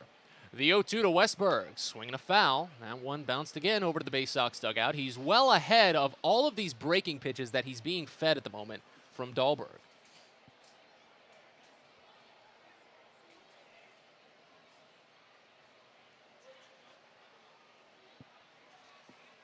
Lefty working out of the stretch, third base side of the rubber. Delivers the next, and it's bounced slowly up the middle. Could be another 2 as Matheny gloves, taps on the bag, and sends to Tostado at first. Westberg grounds into his 3rd double play of the season, ending the inning. 4 and assisted 3. We go to the bottom of the 3rd here at the Diamond as the Baysox train a tying runner in scoring position. It's Richmond 1, Bowie 0. You're listening to Baysox Baseball. Most people don't know what a steam fitter is. More importantly, what we do and how much it impacts you. Just take a moment to think about what your world would look like if you didn't have the ability to generate electricity, to have heating or air conditioning, microchip production, internet service, web-based storage, cellular service, and frozen or refrigerated produce. Could you imagine? And these are just some of the things that we impact. Please visit steamfitters-602.org and let's talk about how we can bring value to you. Nitro Circus is back with an all-new tour coming to Prince George's Stadium on Sunday, June 5th. Fueled by new athletes, new tricks, and the craziest contraptions, the Good, Bad, and Rad Tour presented by A-Shock marries the sketchy, scary, and cringe-worthy dangers of big air action sports to the hilarious comedy of Nitro's lunatic daredevils who risk their lives to send it. Bowie, it's going down at Prince George's Stadium on Sunday, June 5th. Tickets as low as $35 are on sale now at Baysox.com. Be sure to get to the ballpark on Friday, June 17th for a jam-packed night of promotions and fun at Prince George's Stadium. It all starts with fireworks presented by DCA Imaging Systems. It's our mother and son night out with special ticket packages available at BaysoxShop.com. And most importantly, it's the Scouts BSA Campout. When you purchase a special ticket, you and your scout can camp out in the outfield at Prince George's Stadium after the game. It all happens on Friday, June 17th, so find out more and get your tickets now at Baysox.com.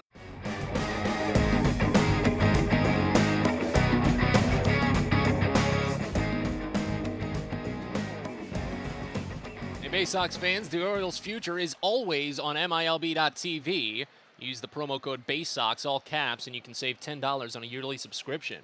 As we move to the bottom of the 3rd here at the Diamond, Michael Gigliotti steps in. First pitch to the left-hander is a called strike from Garrett Stallings. It's 0-1 to open. Next offering, check swing, misses down, and the count evens at a ball and a strike.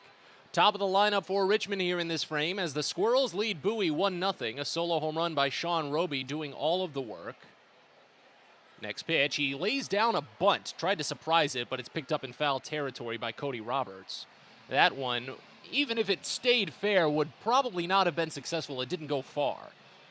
Roberts scooped it with his glove only about I'd say 2-3 feet away from the outside batting box. It was very, very short. And it kind of takes the surprise out of the back pocket now as it runs the count to a ball and 2 strikes. Gigliotti struck out swinging to start the day in the bottom of the first. Stallings has 3 strikeouts looking for his 4th. 1-2. In there, strike 3. Got him with a beautiful hanging curveball on the top half of the zone, and Stallings has his 4th strikeout, this one backwards. He's not been a high-volume strikeout guy, not by any means, but you can always kind of rely on him to pick up a good backwards K here and there with that curveball or with a swinging slider. Here's the first pitch to Will Wilson. It misses up and away, 1-0. Again, Stallings only struck out 4 in his season opener against Binghamton and then 5 against Akron. Here's the 1-0 to Wilson. Curveball, ticked foul, count evens at a ball and a strike.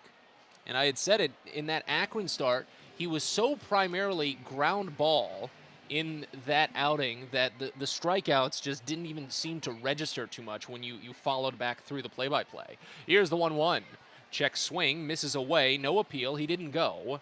The count goes to 2 balls and a strike on Wilson, who also struck out in the first inning. He went down looking. Here's the 2-1. Curveball lifted high, but mid-range into center field. I was going to say shallow, but Hudson Haskin ranges over to his left side, doesn't come in too much. He doesn't have any issue bringing it down, however, a simple fly out, and that's how things continue here in the bottom of the 3rd inning. Bases empty now, 2 away. Baysox still trailing 1-0 as Sean Roby digs in. I checked the numbers really quickly after Roby's home run. This is the 3rd start for Stallings, and he's already pitched into now his 12th inning as he fires a first pitch ball to Roby away. Count opens at 1-0. Roby's home run in the first inning is so far the only hit that Stallings has allowed to a right-handed batter this season. Next pitch. Called a strike on the upper outside corner of fastball. The count evens at a ball and a strike. Roby has done almost all of his damage early on against pitchers as the 1-1 is lifted foul right side. Count goes to a ball and 2 strikes now. While he's only batting .250 over the first 6 innings of a game, his OPS is massive, 12-18. Here's the 1-2. Half swing, and it got off the hands. Still hit the bat, though, so call it for a foul as it just screams over toward the Richmond dugout, and the count remains. But Stallings looks for his 5th strikeout in a perfect 3rd after working out of a bases-loaded, nobody-out jam in the 2nd. Next pitch, bouncing ball foul, 3rd base side, count stays. Boy, what a 2nd inning that was, though, for Garrett Stallings. A walk, a hit by pitch, after his fastball was definitely missing a bit inside. Jacob Hayward reaching on a rare error by Gunnar Henderson at 3rd base.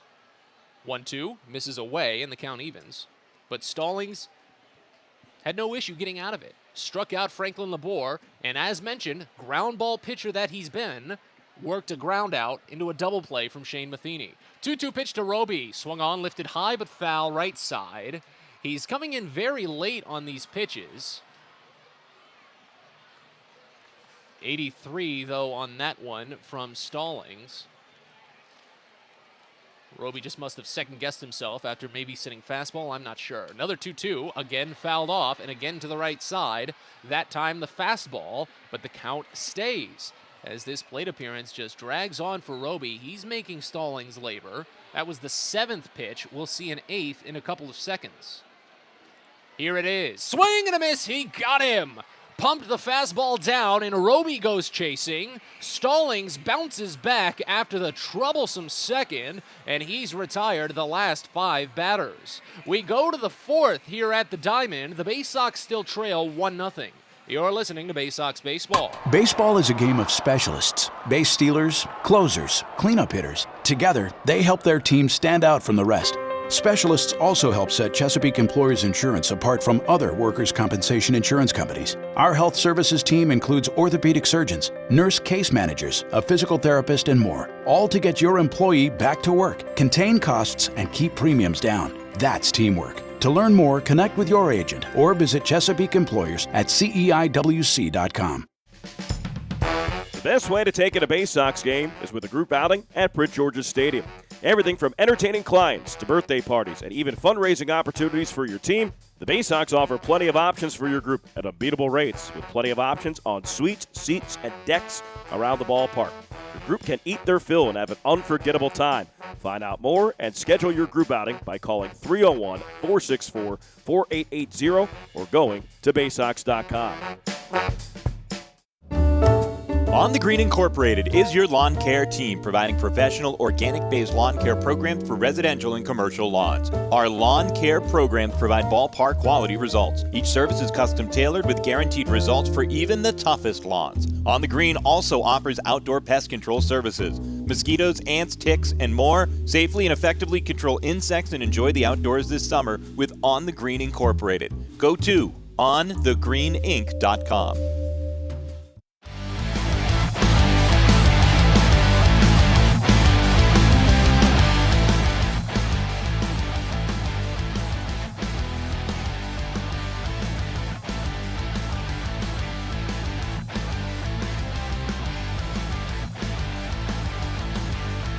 Settle into the fourth inning here at the Diamond. Baysox still trailing 1-0. Gunnar Henderson the first batter, and he knuckles the first pitch the other way to left field, but right on it is Jacob Hayward. Henderson had a chance, but he was definitely just a little bit too late on that early fastball. One pitch and one out here in the fourth inning. Matt Sabatis with you as Jake Dahlberg continues to work on the mound for Richmond.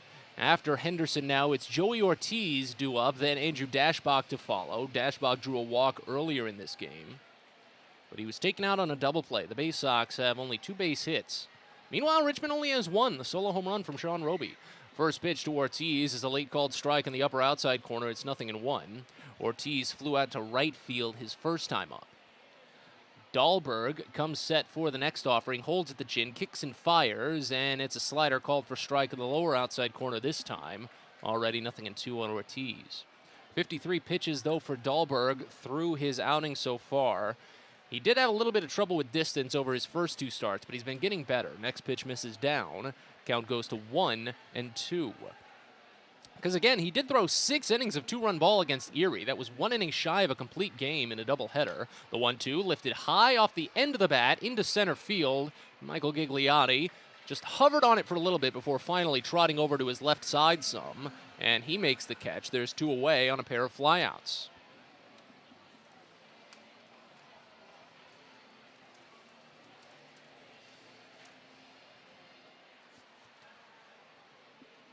So now on to Dashbach. Dashbach turned that incredible double play back in the second inning. First pitch home is ripped foul, right side out of play. 0-1 to open. He drew yet another walk back in the second inning, but was taken out on a double play, hit into by Dylan Harris. It was the first time that Harris had done that this season. Next pitch lifted high toward right field. This one carrying a bit. Labor back on it to the warning track, but he still has it square as he just bounces up against the wall. He makes the catch, but didn't put in too much extraordinary effort for it. It's just a trio of flyouts as the Baysox go down in order here in the fourth. We move to the bottom of the frame here at the Diamond. Bowie trails 1-0. You're listening to Baysox Baseball. At DCA Imaging Systems, we provide a tenured team of office technology professionals ready to be your trusted advisors. From document creation, output devices, scanning and workflow, to document security and storage, we understand people print, not printers. Give DCA Imaging a call, 301-577-1021, or find out more about how we can help you. DCAimaging.com. DCA Imaging Systems, office technology made easy.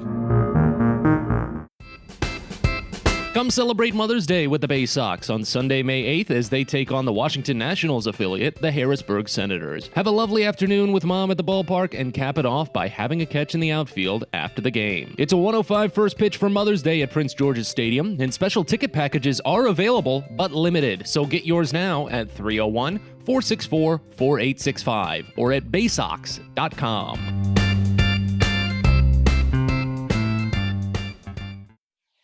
Sky Shooter Displays by ZY Pyrotechnics will be lighting up the sky with top-of-the-line fireworks shows following Baysox games all season long. We will give you the best bang for your buck. Sky Shooter Displays include traditional shows, true pyro musicals, custom choreographed plays, and much more. The night sky is truly limitless, so don't be shy. Give ZY a try. Find out more by calling us at 570-328-1361 or visit us online, zypyrotechnics.com. It's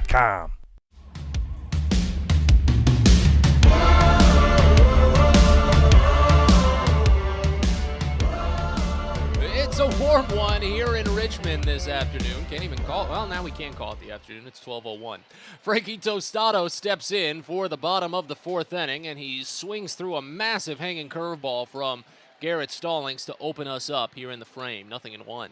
Tostado flew out to left field his first time up, ending the first inning. Next pitch misses out and away, and the count goes even at a ball and a strike. Again, Matt Sabatis with you on a beautiful early afternoon here from the Diamond in Richmond. The next pitch, called a strike on the outer edge to Tostado, count a ball and 2 strikes. Tostado only went 2 for 9 in the series against Bowie up in Prince George's Stadium, as this pitch is a Baltimore chop foul, first base side, picked by Andrew Dashbach off of that first hop on the right side of first base, but it's still a foul, 1-2. Tostado struck out 5 times, only walked once. Stallings has 5 strikeouts, looking for his 6th. Agrees on the sign, kicks and fires the 1-2. It's just nicked by Tostado. He really had to reach down to pull that curveball into just a piece of his bat. And he just got a hold of something. So it holds the count, and Stallings will have to try again. Another 1-2 is bounced foul again, first base side.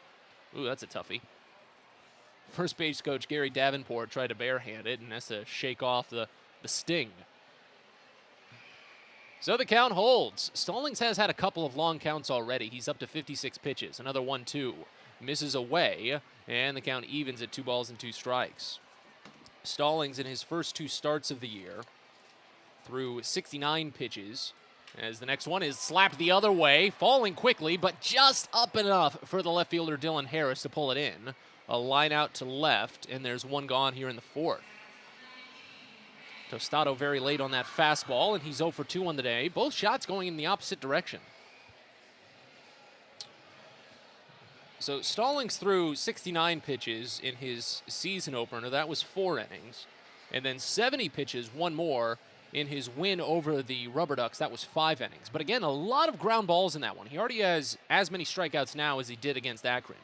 First pitch to Brandon Martirano is a called strike, upper outside corner. It's 0-1.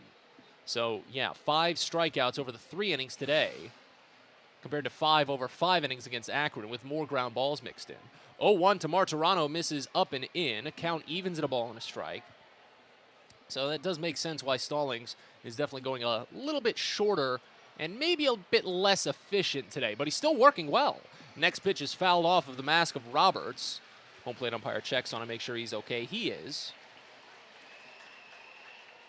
A ball and 2 strikes the count, with bases empty, 1 away here in the bottom of the 4th inning. Baysox trail 1-0, pitch home, misses high, and the count evens.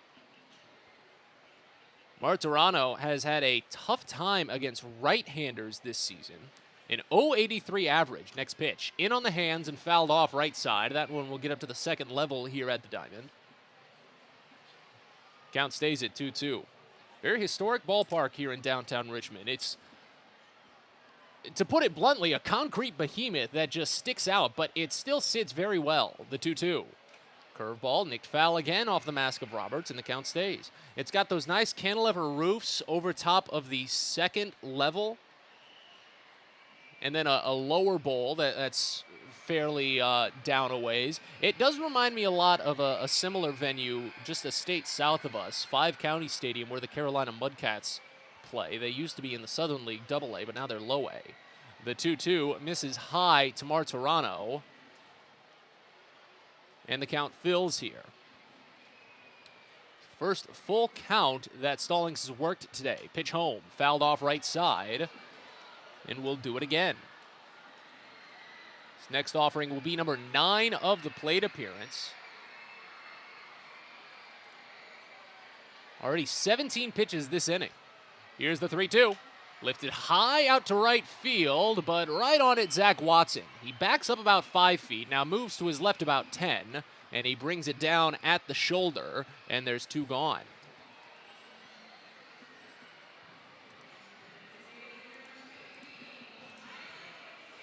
So a clean start to the 4th, maybe not a fast start for Stallings. And because of that, Bowie does have a right-hander up and moving in their bullpen. Here's Tyler Fitzgerald, first pitch. Breaking ball misses away, and it's 1-0 to start. Normally, Stallings piggybacks with Ryan Watson, so we would have said that Watson would probably take the final 4 innings, if not the final 5, but that's not going to happen today, the 1-0. Called a strike on the upper outside corner, and the count evens at 1. Watson has been shifted into the rotation. He will be the starter tomorrow. Here's the 1-1. Swinging a liner foul, third base side. That one will touch down toward the Baysox bullpen, and the count 1-2. And it'll be a good opportunity for Watson to continue what's been such an excellent start to his Double-A career. 1-2 the count on Fitzgerald. Stallings steps back, kicks high, fires home. The pitch is away. It bounces, and the count evens. But that's what makes today a little troubling, is that since Stallings is probably only going to go 4 innings at most, he's already at 72 pitches. They don't have Watson to rely on for the back half. The 2-2, line over the third, but foul. That one hung up just a little bit, but just pulled to the left side of the bag, and the count stays. So Bowie can't rely on 4 more innings from Ryan Watson. They will have to burn, the way things are seeming, at least 2 relievers. Here's the 2-2. Swinging a piece. These at-bats are just laboring in this half inning. 8 pitches from Frankie Tostado for the flyout. 9 pitches for Brandon Martirano for the flyout. And this next one to Fitzgerald will be number 8. Another 2-2, lifted high toward the left field corner. On the line is Harris, and he makes the play. In fair territory by only about 2-3 feet, but it's a trio of flyouts, and while it was a lengthy 4th inning for Garrett Stallings, it was a perfect inning. We go to the 5th here at the Diamond. Bowie trails 1-0. You're listening to Baysox Baseball. Hey kids, the Baysox Futures Club is the best way to be a fan of the Baysox, and it's completely free for kids ages 3 through 12. Futures Club members get access to special members-only events, discount ticket offers, and free gifts for just signing up. Parents, head over to Baysox.com to sign up your kids, so don't miss out on all the promotions and giveaways at Prince George's Stadium this season and next. The Baysox Futures Club. Sign up now at Baysox.com. If you're working in the Washington, D.C. metropolitan area as a pipe fitter, pipe welder, or HVAC service technician, and you're interested in a better life, a better means to provide for yourself and your family, a way to make sure that you're earning the highest wages and the best benefits in our industry. Visit our website at steamfitters-602.org. That's steamfitters-602.org. And let's talk about what we can do to help change your life. Hey, coffee lovers. Know where you'll find the world's freshest cup of coffee? Right here at Royal Farms. Because with our new brewing system, it takes less than a minute to go from selecting the kind of coffee you want to this. The freshest, most flavorful cup of coffee you can buy is at Royal Farms. So try one. It'll be love at first sip. Because it's the freshest coffee in the world. Real fresh, real fast, Royal Farms.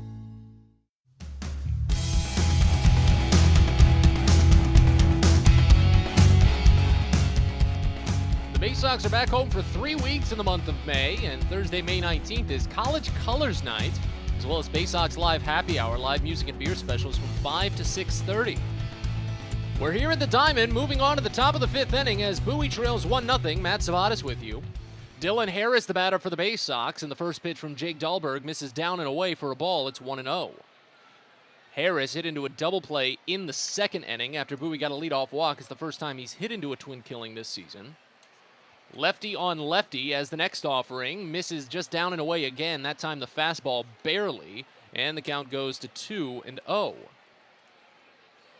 Harris against left-handers in his short span this season has been hitting even better than he is overall. The 2-0.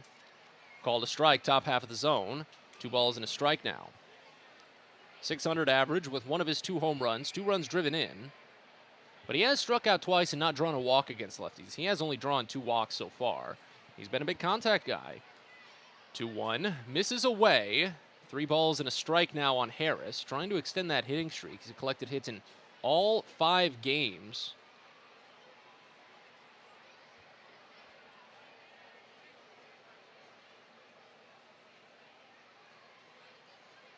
Next pitch. Misses up and away. For ball 4. So Harris draws the walk. 3rd of the day given up by Dahlberg.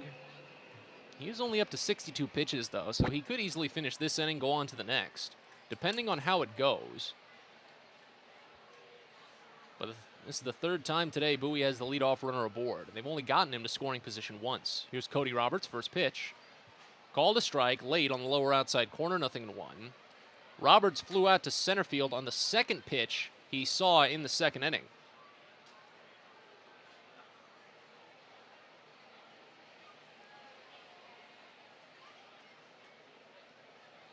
Next pitch, called a strike. Got him on the bottom half that time, and the count evens, or check that, goes to 0-2.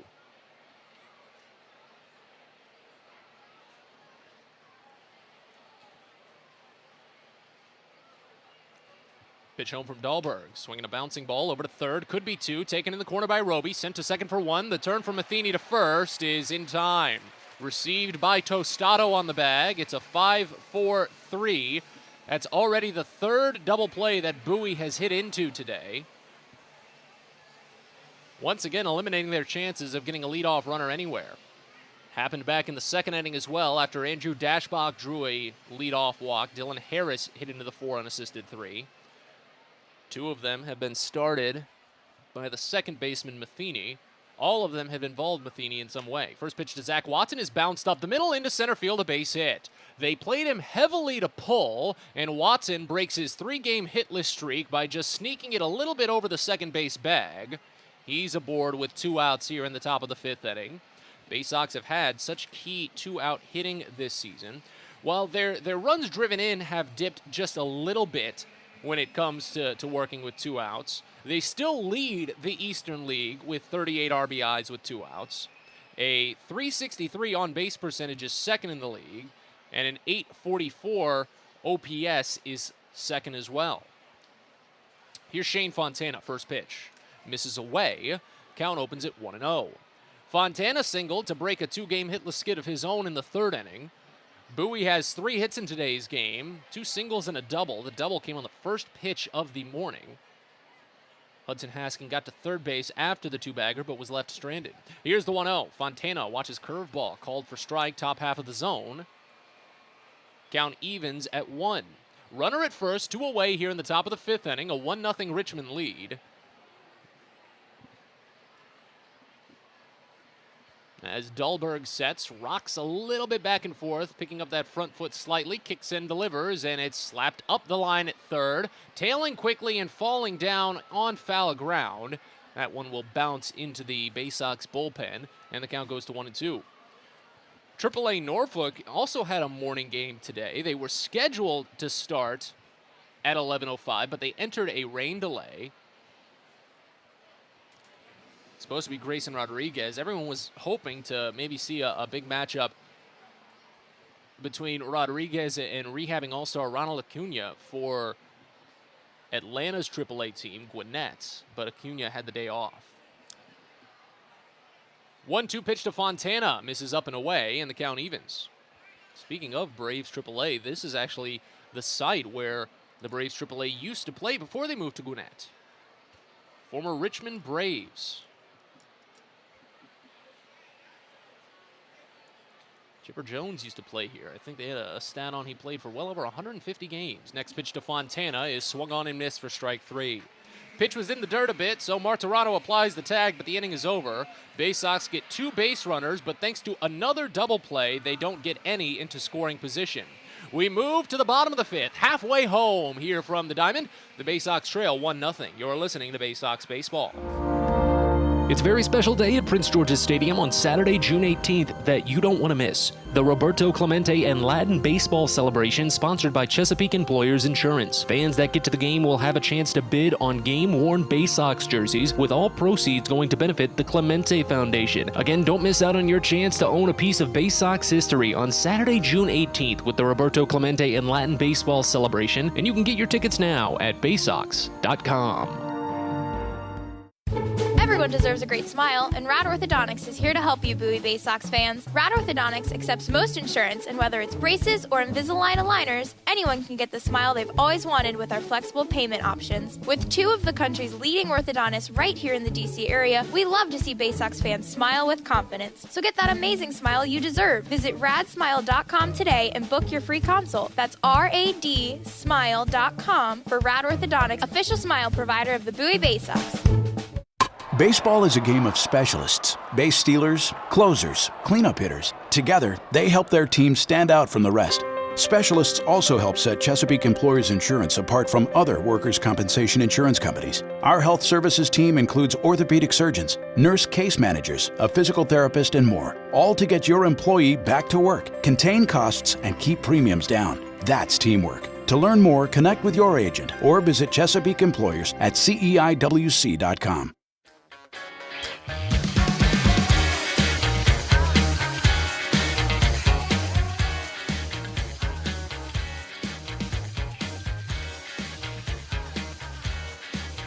It's the bottom of the fifth here in Richmond, and the Baysox are making a pitching change. 1-0, Bowie trails with the bottom three in the Richmond lineup due up to bat. Garrett Stallings will call it a day as Bowie does trail here. He's in line for a loss, but it is a tough luck one if it comes to pass, as Stallings tossed 4 innings, gave up only 1 hit and a run. It was earned. He struck out 5, walked 1, and the 1 hit was a solo home run by Sean Roby. So when you combine that with his last start, Stallings has allowed only 2 hits and 1 run over his past 9 innings with 9 strikeouts. Check that, 10 strikeouts. You can never fault those kinds of numbers. It's been an excellent couple of days for Stallings, but at the moment he's in line for the loss as Tyler Birch takes over on the mound. He faces Jacob Hayward to start, the number 7 batter. First pitch to the left fielder is a check swing, just misses high, I suppose. Cody Roberts did a double take on the called ball there, and the count opens at 1-0. Hayward reached on an error in the second inning, loading the bases with nobody out, but Stallings escaped it without allowing a run. 1-0. Just barely misses again, maybe a bit in that time. The count to 2-0. Tyler Birch, a 6'2", 190-pound right-hander, brought to the Orioles from the Phillies in a trade in 2021. His next pitch grounded over to short, picked up on the run by Joey Ortiz. He gathers himself from the edge of the outfield grass, fires to first, maybe a bit wide, but it's recovered by Dashbach in time for the out. 6-3 put out, and that's how things get started here in the bottom of the fifth. Birch is making his 4th appearance of the season for the Baysox. Overall on the year, Birch is without a record and a 9.82 ERA, but only 3 2/3 innings. And a lot of his damage came in his first outing of the year against Richmond. He threw 46 pitches over 2 innings, gave up 2 hits and 3 runs, all earned, including a home run. First pitch to Franklin Labor is called a strike on the lower outside corner. Count begins at 0-1. Birch came in on opening day as the next offering misses down. Count evens on Labor, who's 0 for 1 with a strikeout. Birch gave up a 2-run home run to Brett Arbach, who was making his Double-A debut at that time, one of the top prospects in the Giants system. He's not in today's game. 1-1 is fouled off back to the screen, and the count goes to 1-2 on Labor. But Birch's last outing was a very, very clean one. He struck out the side against Akron back on the 21st. Only needed 11 pitches to do it. Here's the 1-2. Fouled off back to the screen again, and the count holds. He came in with 2 runners on base and stranded both of them. It was a very excellent relief appearance for Birch. And he's definitely looking for a little bit more consistency after spending 2021 with 4 different minor league teams because of the trade. Here's the 1-2. Slider bounces away. Count evens at 2. Bases empty, one away here in the top of the 5th inning. A 1-0 Richmond lead. First of a 6-game series between these two sides. Southwest Division foes meeting a total of 24 times this season. This is just game number 4, so strap in. 2-2. Misses away. Count fills. Labor on the season is 0 for 4 with full counts. He struck out 3 times, walked twice. Here's the payoff. Curveball lifted high and deep out to left field. Harris back on it to the warning track, looking up at the wall, curling, leaps. He can't make it. It bounces off the wall and bounces off of him. Rounding second, heading to third. Waving home Pelfrey for just a second, but the throw comes in time, so he stops at third base. It's a triple for Franklin Labor, his first this season. Yeah, Pelfrey gave him the circle around, but only one full revolution and then stopped. But it's a triple for Labor, and it puts an insurance run for Richmond 90 feet away with only 1 out here in the 5th inning. Here's Shane Matheny.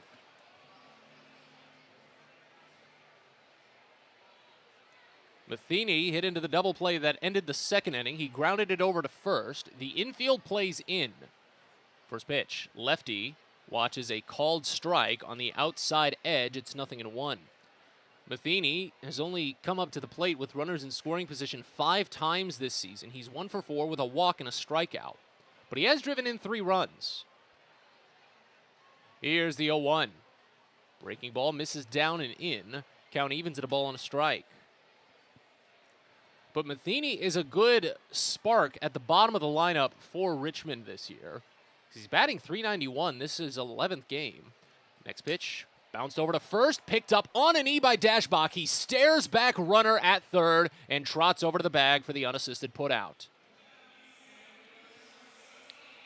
So Matheny just can't get away from Andrew Dashbach. He grounds out to him there. And that's the 2nd out of the inning. A big-time play for the Baysox infield, who has been so good this season. Unfortunately for Bowie, the Richmond infield has been pretty much better in this game. They've turned 3 double plays, ending multiple Baysox threats to score. Back to the top of the lineup, and Michael Gigliotti. First pitch misses inside, a curveball from Birch. Count begins at 1-0. It's the first time that Gigliotti has taken a first pitch ball today. He's 0 for 2 with 2 strikeouts. 1-0 from Birch, misses inside again. That one even closer to maybe clipping him on the thigh. Count to 2-0. Gigliotti, leadoff man, usually doesn't get too many opportunities with runners in scoring position, but he makes them count. 3 for 5 with 4 runs driven in. He has not struck out. Here's the 2-0. Swing and a miss. Went chasing on a breaking ball away. Good little soft stuff there from Birch. And the count to 2-1. Again, a very nice turnout on a very warm day here in Richmond. Sun shining high above as the next pitch misses high. Count goes to 3 balls and a strike on Gigliotti. Well, the angle at which it was coming in this morning definitely was tough to deal with. Had to toss a couple of blankets on the laptops here to keep them from overheating. But now it's above and now we're working better. The 3-1. Misses inside, and it's a walk to Gigliotti. First walk allowed by Birch. 4th he's given up this season, and the 2nd by Baysox pitching this game. So they stand at the corners now with Will Wilson stepping up.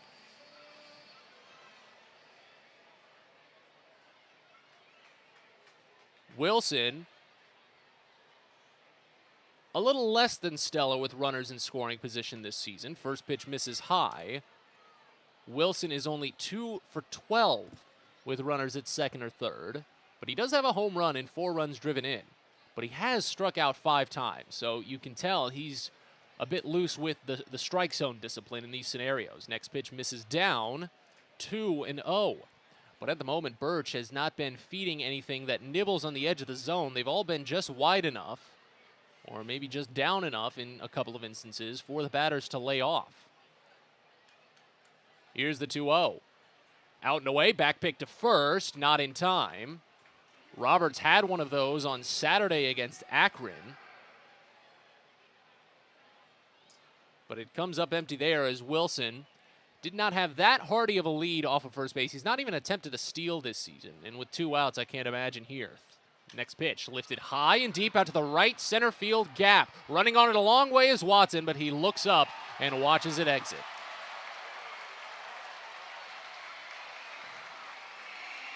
A 3-run home run for Will Wilson, his 4th of the season. Changes the outlook on this game dramatically. It's 4-0 Richmond. Wilson up to 11 RBIs on the year now for the Squirrels.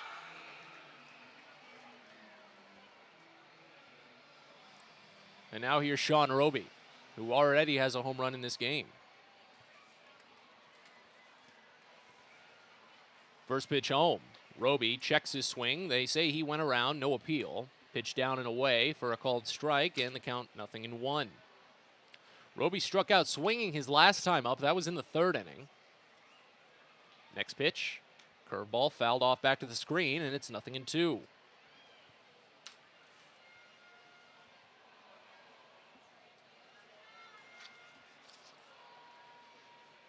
For Wilson, that was his first home run since 5 days ago in the doubleheader with Erie. Next pitch misses up and in on Roby. Count moves to a ball and 2 strikes now. Pitch home. Swinging a little tap. Back to the mound. Descending and gloving is Birch. Roby didn't really book it up the line too hard as Birch just flips it to first easily, and the inning is over. But Richmond breaks through. A triple, a walk, and a 3-run home run. The latter 2 coming with 2 outs. As we move to the 6th here at the Diamond, the Baysox now trail 4-0. You're listening to Baysox Baseball. Pest Now is proud to partner with the Bowie Baysox and provide their pest control services. For all your residential and commercial pest control needs, call Pest Now. For general pest control, termite control, mosquito control, and all other pest control services, call Pest Now. You can reach us at 301-231-8300 or visit us online at www.pestnow.com.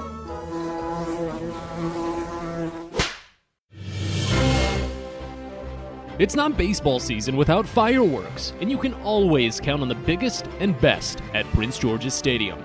There's no better way to cap off a fun evening at the ballpark than a spectacular fireworks show. And the Baysox have got you covered this season with 16 different shows to choose from. So get your tickets now at Baysox.com. There's plenty to catch in the month of May with fireworks every home Saturday. Hope to see you there. Sky Shooter Displays by ZY Pyrotechnics will be lighting up the sky with top-of-the-line fireworks shows following Baysox games all season long. We will give you the best bang for your buck. Sky Shooter Displays include traditional shows, true pyro musicals, custom choreographed plays, and much more. The night sky is truly limitless, so don't be shy. Give ZY a try. Find out more by calling us at 570-328-1361 or visit us online, zypyrotechnics.com.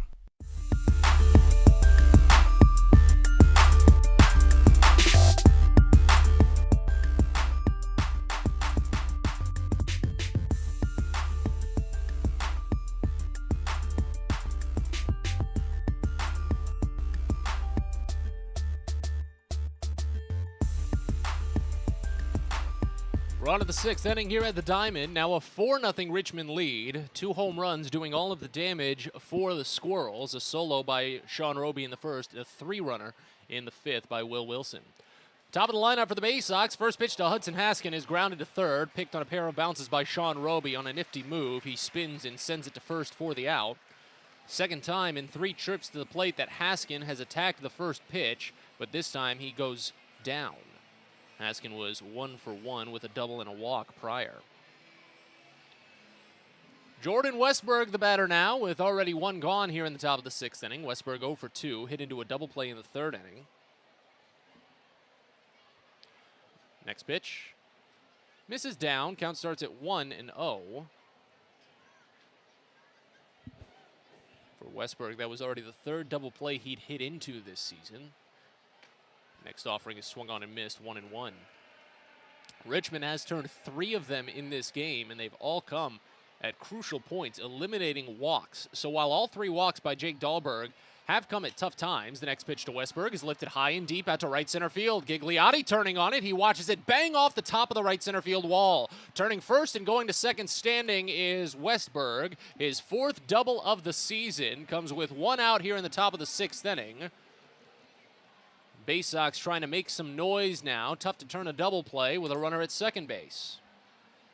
Not impossible, but definitely a lot tougher. Here's Gunnar Henderson. Remember, Westberg had 2 doubles in the first inning of that 20-6 rout of Akron a week ago today. So it's good to see him getting back into it, because after that game, he went on that tiny little 3-game slump, but it was still the longest of the season for him. First pitch to the lefty, Henderson misses just wide a fastball. 1-0 to open. Henderson hit both of his home runs early on in games during the Akron series. But now it's his 3rd time seeing Dahlberg. Next pitch misses away. Count goes to 2-0. Looks like Richmond does have a right-hander standing on the mound in the bullpen. I'm not sure if he's tossing, though. Just kind of standing there menacingly. Whew. Dahlberg sets. Rocks back and forth a little bit. Finally delivers the 2-0. It's a called strike, a fastball low. Count goes to 2 balls and 1 strike on Henderson. 4 for 8 this season with runners in scoring position. 7 runs driven in. He's not struck out. He's drawn 4 walks. And that's something Kyle Moore has talked so much about, is just how well he teaches these guys to watch the zone, protect it, but stay disciplined at the plate. As the next pitch is fouled off, back to the screen, the count evens on Henderson. And when talking about some of that 2-out hitting the other day, he said how they just take things pitch by pitch. They've really just worked that mentality deep into the minds of some of these players. And it's really sticking, and it shows. The 2-2 in there for strike 3. Henderson frustrated on a pitch wide. Does look over the shoulder briefly as he departs the batting circle, but he's down on strikes. That's only the 2nd strikeout for Jake Dahlberg. The first came at the end of the 5th inning when he retired Shane Fontana. So now 2 outs here in the top of the 6th. Joey Ortiz steps up.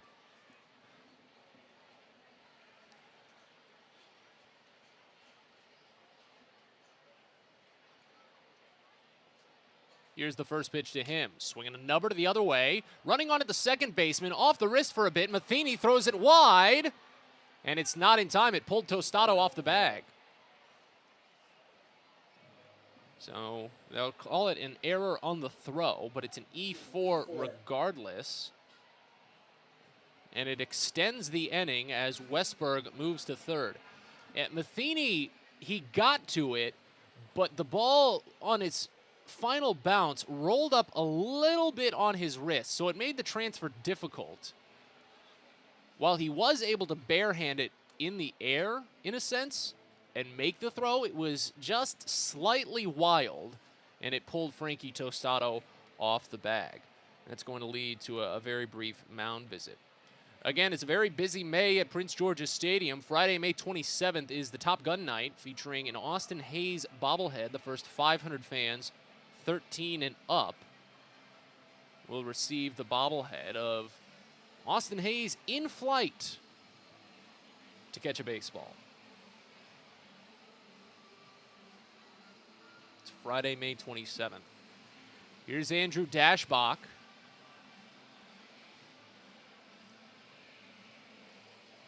He's drawn 8 walks in his last 6 games when you include today.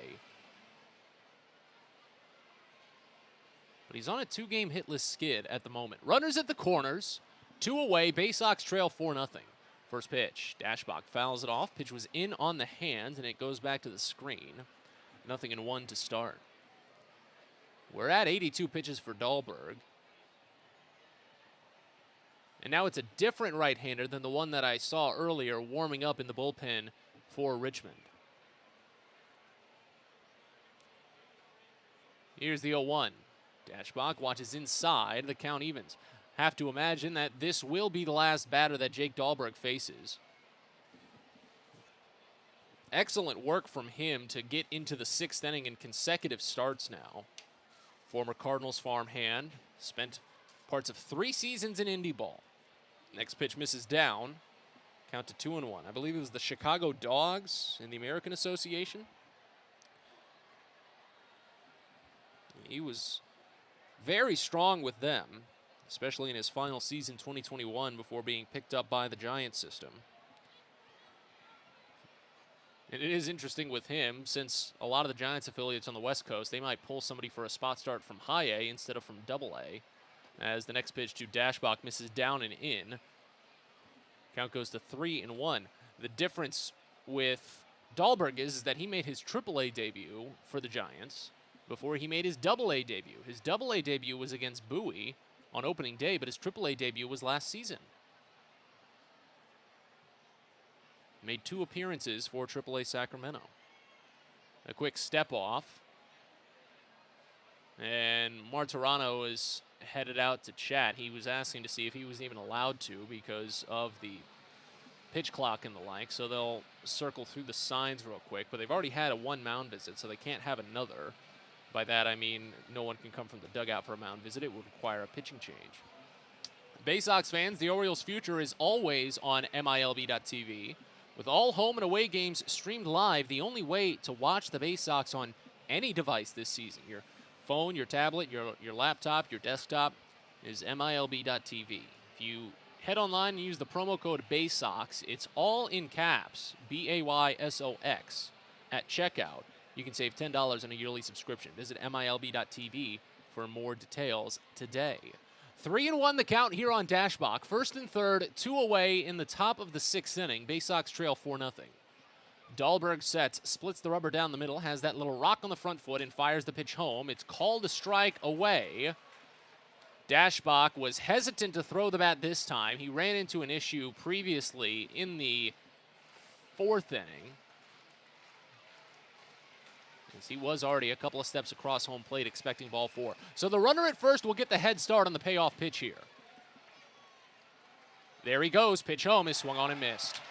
Got him with a fastball up and in. Dashbach flips the bat down in the batter's box and takes off his batting utensils in a bit of frustration.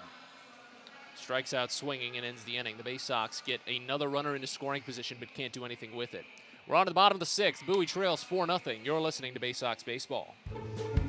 A birthday bash with the Baysox is the best time at the ballpark. Bring your friends and family out to celebrate and be the star of the show. Dance on the dugout with Louie, play games in the stadium, introduce a batter in the game, and you'll even get to have the stadium sing for you. Baysox birthday parties, an unforgettable, one-of-a-kind experience at Prince George's Stadium. Book yours by calling 301-464-4880 or at baysox.com.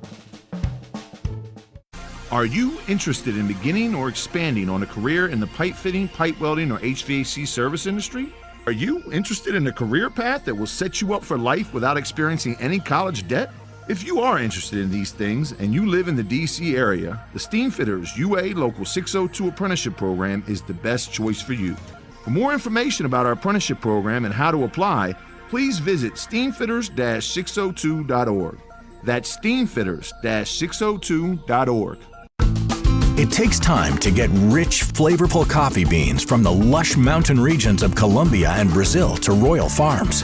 But less than a minute to get yourself a delicious hot cup of the finest and freshest coffee in the world. Because Royal Farms' new Swiss-made coffee machines grind those rich, flavorful coffee beans and brew them one magnificent cup at a time. It's why Royal Farms makes the freshest and best coffee in the world. Real fresh, real fast. Royal Farms.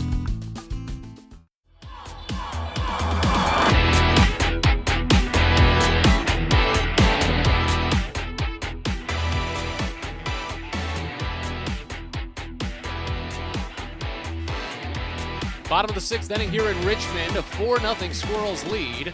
Tyler Birch is back for his 2nd inning of relief and fires a first pitch strike home to Frankie Tostado, 0-1 to open. Matt Sabatis with you from the Diamond in Richmond. A very beautiful early afternoon, even with the Baysox trailing 4-0. Next pitch home from Birch is bounced up the first base line. This one just hooking fair, and it's picked by Andrew Dashbach. He taps in the bag himself easily for the unassisted putout. So one gone. Tostado is on an 0 for 3 mark to start the day. Brandon Martirano is the next batter.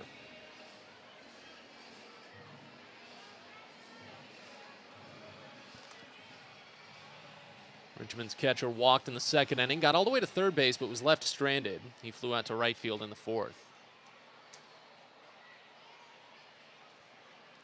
First pitch. Fastball, bounced foul.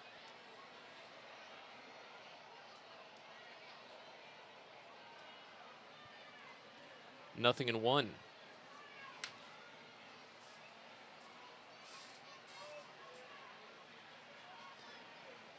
Next offering from Birch. Curveball misses high, and the count evens at a ball and a strike. Were there any other morning games in the Eastern League today? There were not, so it's just us. As the next pitch is a curveball, bounced over to third. Running on a long way is Henderson. He scoops at the shoe tops. Uprights, charges a bit, and fires to first in time for the 5-3 putout. 2 away. Yeah, the rest of the Eastern League won't get going until 6 o'clock. Everyone else slated for 6:35 except for Hartford and Harrisburg. They've got a 6 o'clock start out in Pennsylvania's capital.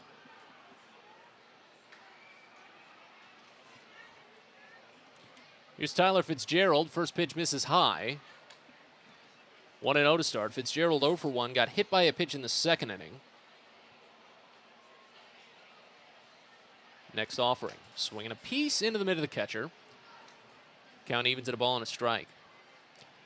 Again, a very lovely day here in Richmond, but in all seriousness, probably a bit of a low turnout for what the Diamond usually averages. Here's the 1-1. Misses outside. Count goes to 2-1. It is interesting because I do believe the education days were paused in 2021 for obvious reasons, not wanting to even risk school children being potentially exposed, as the 2-1 is popped up third base side, foul ground. Henderson down, ranging back toward the line, but he picks it down and pulls it close to the chest to end the inning. So 3 up, 3 down frame from Tyler Birch. Good recovery after allowing the 3-run home run in the 5th.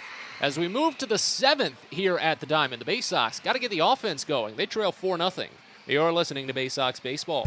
Everyone deserves a great smile, and Rad Orthodontics is here to help you, Bowie Baysox fans. Rad Orthodontics accepts most insurance, and whether it's braces or Invisalign aligners, anyone can get the smile they've always wanted with our flexible payment options. With 2 of the country's leading orthodontists right here in the D.C. area, we love to see Baysox fans smile with confidence. So get that amazing smile you deserve. Visit radsmile.com today and book your free consult. That's radsmile.com for Rad Orthodontics, official smile provider of the Bowie Baysox.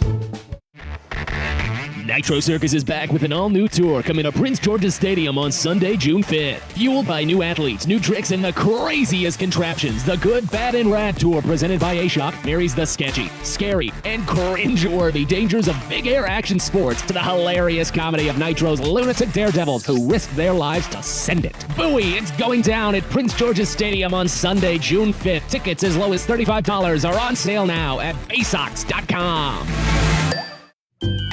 Well, it may be on Sunday, May 29th, but get ready for the Baysox first Catter Day at Prince George's Stadium. Everyone's heard of Bark in the Park, but now you can bring your kitty out for a relaxing afternoon of ball. And if you get here early enough, you can pick up a free Baysox Catter Day t-shirt, courtesy of the City of Bowie. You can get your tickets now for the first ever Catter Day at 301-464-4865 or at Baysox.com.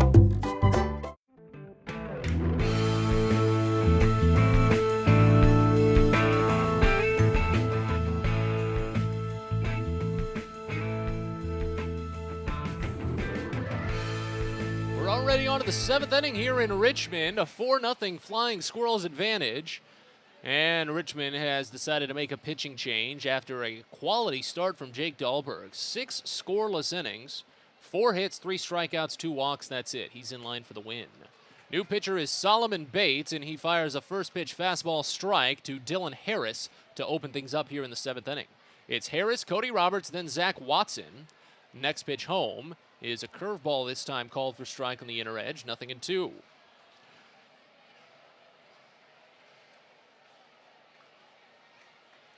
Bates, a tall, thick right-hander, fires the next, and it's a high-swinging strike. Harris down on 3 pitches. Few times that Harris has actually done that this season. If I'm not mistaken, that's only his 3rd strikeout since joining the team. Check it his 4th. And it's a good start for Solomon Bates, 1 gone. Bates, a 6'2", 210 right-hander. Recently added back to the roster not too long ago, as the next pitch is the first to Cody Roberts, and it's a tick foul. Back to the screen, 0-1. Bates picked up in the 8th round of the 2018 draft. He's from Victorville, California, and on the season with the Squirrels. He's 2-0 in 3 appearances. Next pitch to Roberts is lifted out to center field, straight away from Michael Gigliotti.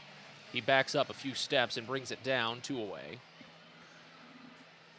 3.18 ERA for Bates this season in 5 2/3 innings. He struck out 8, walked 2. His big issue has been the long ball. He's already given up 2 of them. That's tied for the most out of the bullpen.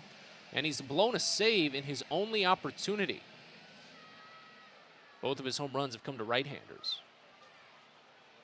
Here's Zach Watson. Watson has been making some key contact today. First pitch misses away. Count begins at 1-0.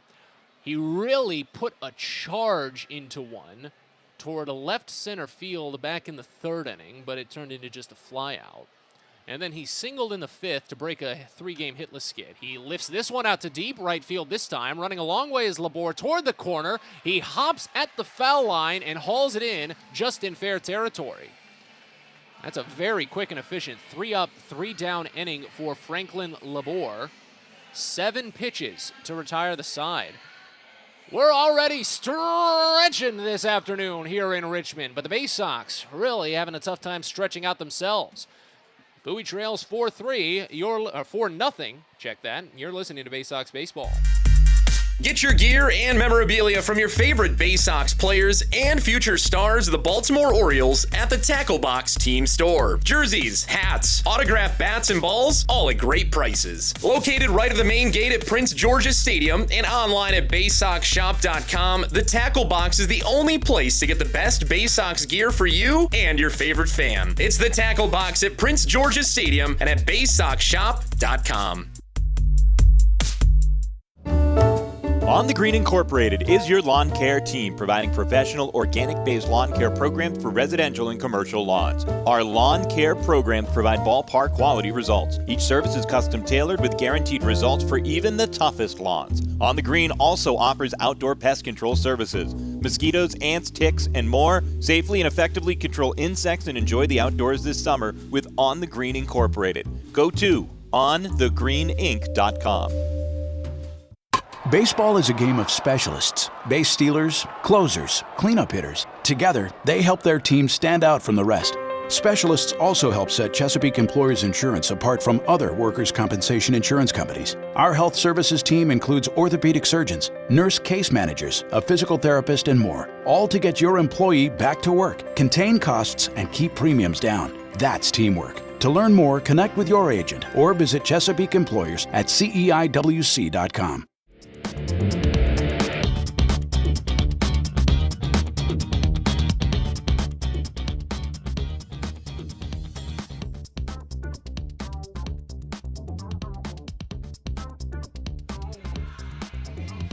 Bottom of the 7th here in Richmond, still a 4-0 game.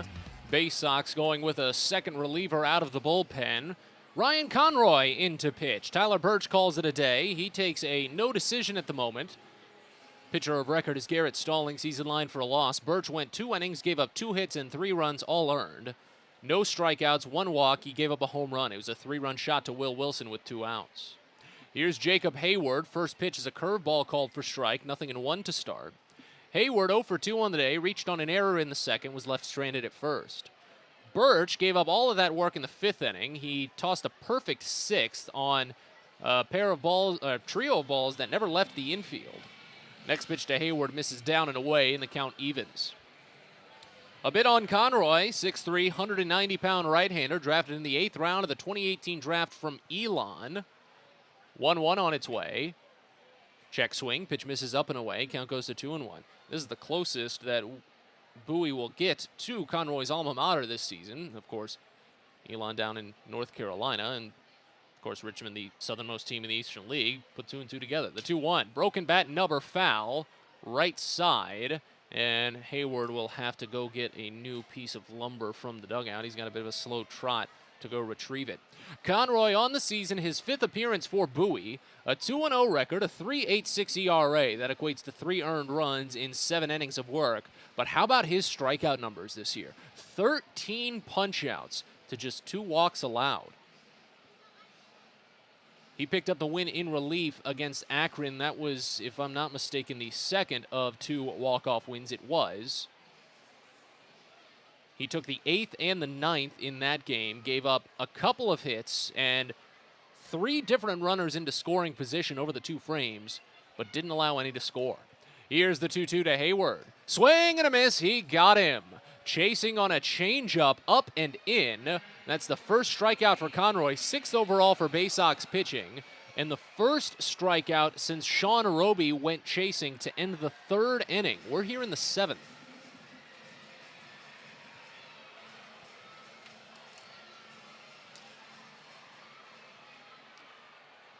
Conroy, one of the 2 pitchers that was originally supposed to start the year with Bowie, fires a first pitch strike to Franklin Labor, a swing and a miss to open, 0-1. Conroy and Matt Vogel were supposed to be on the opening day roster, but they were late call-ups to AAA Norfolk for some last-minute needed relief on a short staff. Next pitch to Labor fouled off, back to the screen, 0-2. Conroy made 1 appearance with the Tides, picked up the win in relief against the Charlotte Knights, 2 innings, 3 hits, and a run with 4 strikeouts. And then came back down to Bowie. He's been here for the last 3.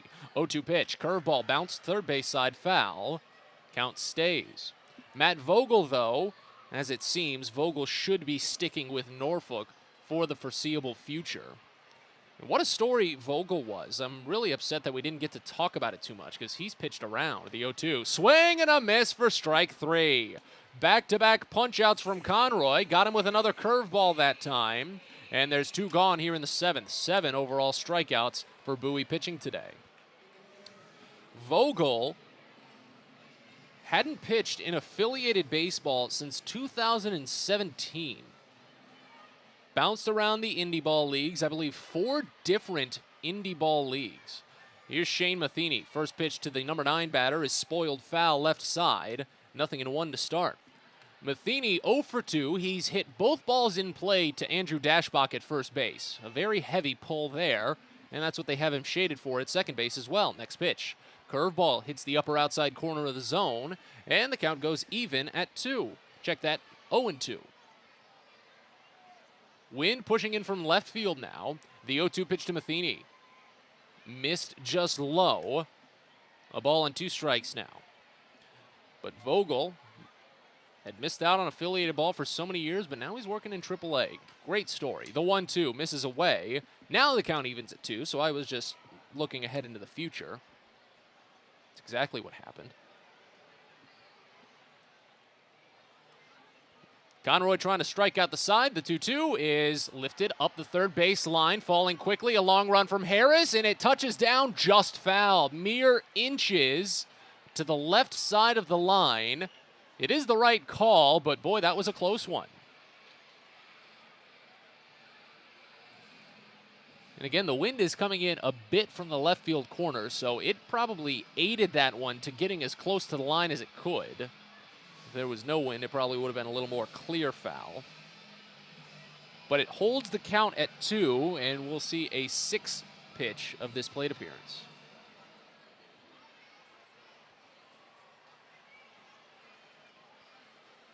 Conroy winds and delivers the offering. Curveball, trickled foul, third base side this time. Doesn't even get to the bag. I gotta say, Richmond, they're one of the early contenders for matching Bowie when it comes to just general catering for staff this season. They came across match Bowie with the Chick-fil-A this morning. Excellent work. 2-2. Misses down and in, and the count fills. And myself a chicken biscuit for breakfast. Very nice. It's one of the best things that the Baysox do, too. They know how to feed. Base is empty, 2 outs. The payoff to Matheny is ripped on a pull to Andrew Dashbach at first. He grabs it and steps on the bag himself. Matheny has put it in play 3 times, and they have all gone to Dashbach. 3 up, 3 down, 7th inning for Ryan Conroy out of the bullpen. As we move to the 8th, the Baysox need to get the bats moving. They trail 4-0. You're listening to Baysox Baseball. If you own or operate a building or facility, or if you're a general contractor that is located or operates in the D.C. area, there is no doubt that it is important for you to have the best trained and most qualified people working for you. Members of Steamfitters UA Local 602 provide the highest level of HVAC, mechanical, and specialty piping services to the various customers we serve. For more information about the services we provide and for a list of companies you can hire, please visit steamfitters-602.org. Baysox Youth Baseball Camps are back in 2022, and registration is open now. 3 sessions this summer led by Orioles Hall of Famer and former Rookie of the Year Al Bumbry, along with former Baysox outfielder Stephen Bumbry. Kids will take part in in-depth on-field instruction and go head-to-head in camp-wide games at Prince George's Stadium. All campers get a free Baysox hat and a ticket to a Baysox game of their choice. Space is limited, so head to BaysoxShop.com and reserve your spot at a Baysox Youth Baseball Camp today. At DCA Imaging Systems, we provide a tenured team of office technology professionals ready to be your trusted advisors. From document creation, output devices, scanning and workflow, to document security and storage, we understand people print, not printers. Give DCA Imaging a call, 301-577-1021, or find out more about how we can help you. DCAimaging.com. DCA Imaging Systems, office technology made easy.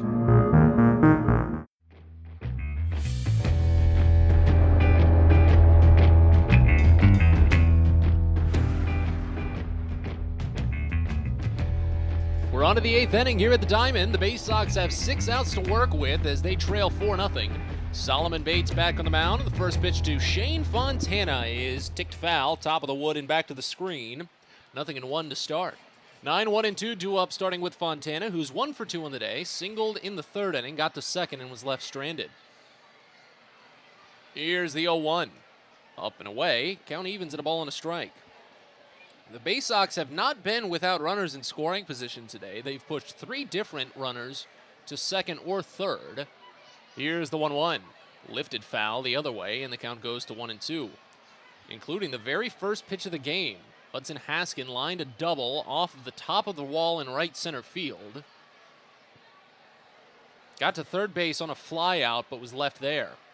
Here's the 1-2 to Fontana, swing and a miss, chasing on a high fastball. Solomon Bates has retired the first 4 out of the pen. That's his 2nd strikeout, 5th overall for Richmond pitching.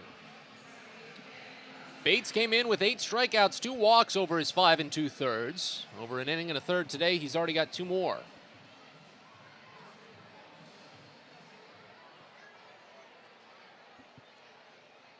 Back to the top of the lineup and Hudson Haskin, who's 1 for 2. First pitch. In there for a called strike.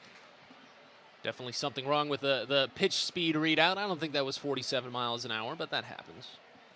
0-1 to open on Haskin, who grounded out to 3rd his last time up. Next pitch misses away. Count evens at a ball and a strike. Well, that first weekend against Richmond was Hudson's breakout series. It's what really started to get him a little bit of attention, and then it, of course, carried over into the Binghamton series and then the Akron series. The 1-1 bounce foul, 3rd base side.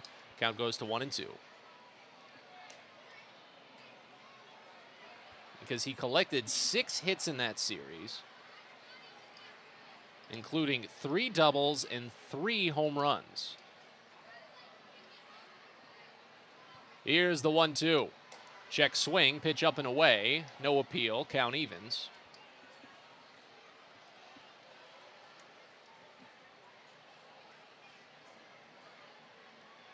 Middle infield plays wide. The entire infield plays deep as the 2-2 is fouled off, back behind the screen and out of play. That's one of the other benefits of this ballpark with the high 2nd level. There's really a big height change when you go from level to level, a couple of big key steps.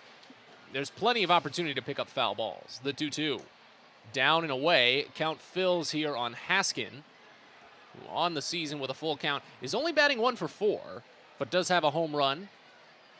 It was a solo shot. He's walked 3 times, struck out 3 times. The 3-2 is fouled off. Count stays. He's also actually walked an extra time after in the 3rd inning he Worked a full count and grooved the free pass.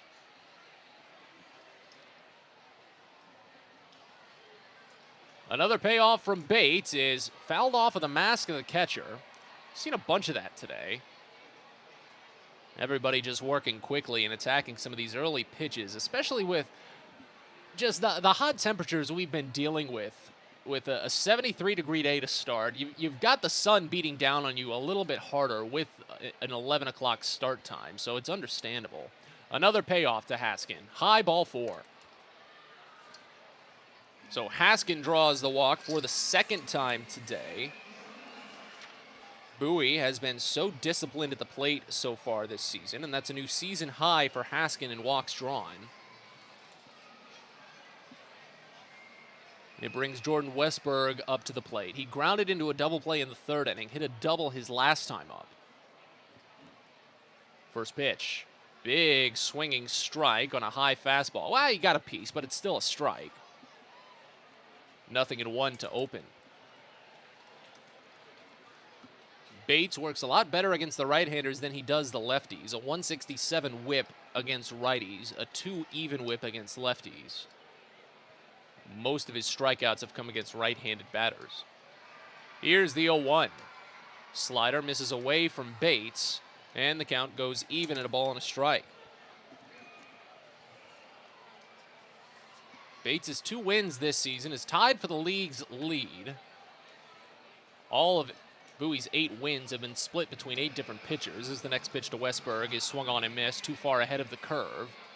A ball and 2 strikes now. Runner at first, 1 away here in the top of the 8th inning. Baysox trail 4-0. Bowie currently out-hitting Richmond. That's what's been so tough to swallow about today's game. 1-2, swing and a miss for strike 3. Chasing on a high fastball, Westberg, and that's the 3rd strikeout for Solomon Bates, 2nd this inning. Here's Gunnar Henderson.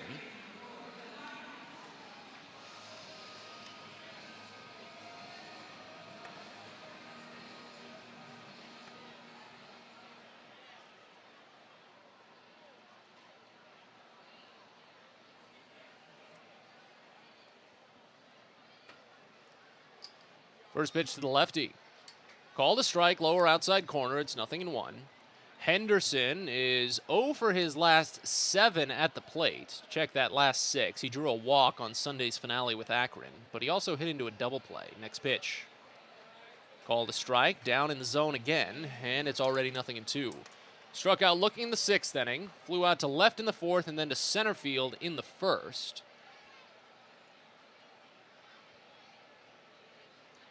(0-2) from Bates is high. Count goes to a ball and 2 strikes on Henderson. No action in the Baysox bullpen. Will probably be Ryan Conroy to go out for the 8th inning.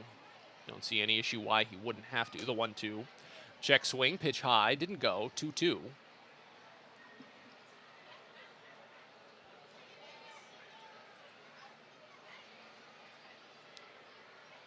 Infield trying to pull as much as they can on Henderson, the 2-2.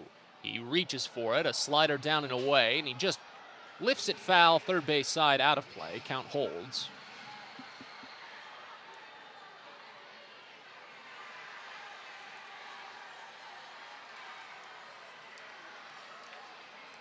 Bates comes set, fires another 2-2. It's up and away for ball 3. Henderson this season with full counts, only 1 for 4, but get this, 9 walks to only 3 strikeouts. Outstanding numbers there. That's second only to Andrew Dashbox 10. With 2 outs, the runner will get a head start. There goes Haskin. The payoff is away, ball 4. So 2 walks in this frame for Solomon Bates after only walking 2 batters total in his previous 5 2/3 innings of the season. See if Richmond gets an arm up and moving, but with a 4-run advantage, they do have a little bit of breathing room. Because even at this point, if Joey Ortiz does collect his first home run of the season, it would still be a 1-run game, but we will get a meeting on the mound. Next fireworks show at Prince George's Stadium is Saturday, May 7th.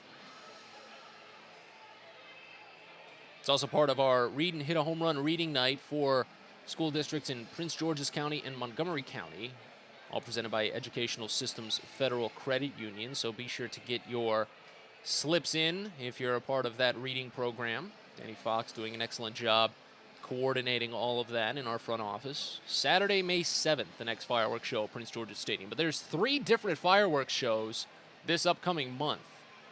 Now that April is essentially come and gone at the ballpark in Bowie, you've got 3 more shows in May on the 7th, and then Saturday, May 21st, and Saturday, May 28th. Should all be very fun, excellent shows. Brought to you by ZY Pyrotechnics. Meeting over, Joey Henderson getting back into the batter's box now. He's 0 for 3, reached on an error by the second baseman in the 6th inning. There were 2 outs at that point, and it put runners at the corners, but they were left stranded. Bowie still trails 4-0. First pitch. Swinging a liner, left field, falling quickly, but running on it, Jacob Hayward. He closes the gap and makes the play. The Baysox strand yet another runner into scoring position, and as we go to the bottom of the 8th, Bowie trails 4-0. You're listening to Baysox Baseball. The best way to take in a Baysox game is with a group outing at Prince George's Stadium. Everything from entertaining clients to birthday parties and even fundraising opportunities for your team, the Baysox offer plenty of options for your group at unbeatable rates with plenty of options on suites, seats, and decks around the ballpark. Your group can eat their fill and have an unforgettable time. Find out more and schedule your group outing by calling 301-464-4880 or going to Baysox.com.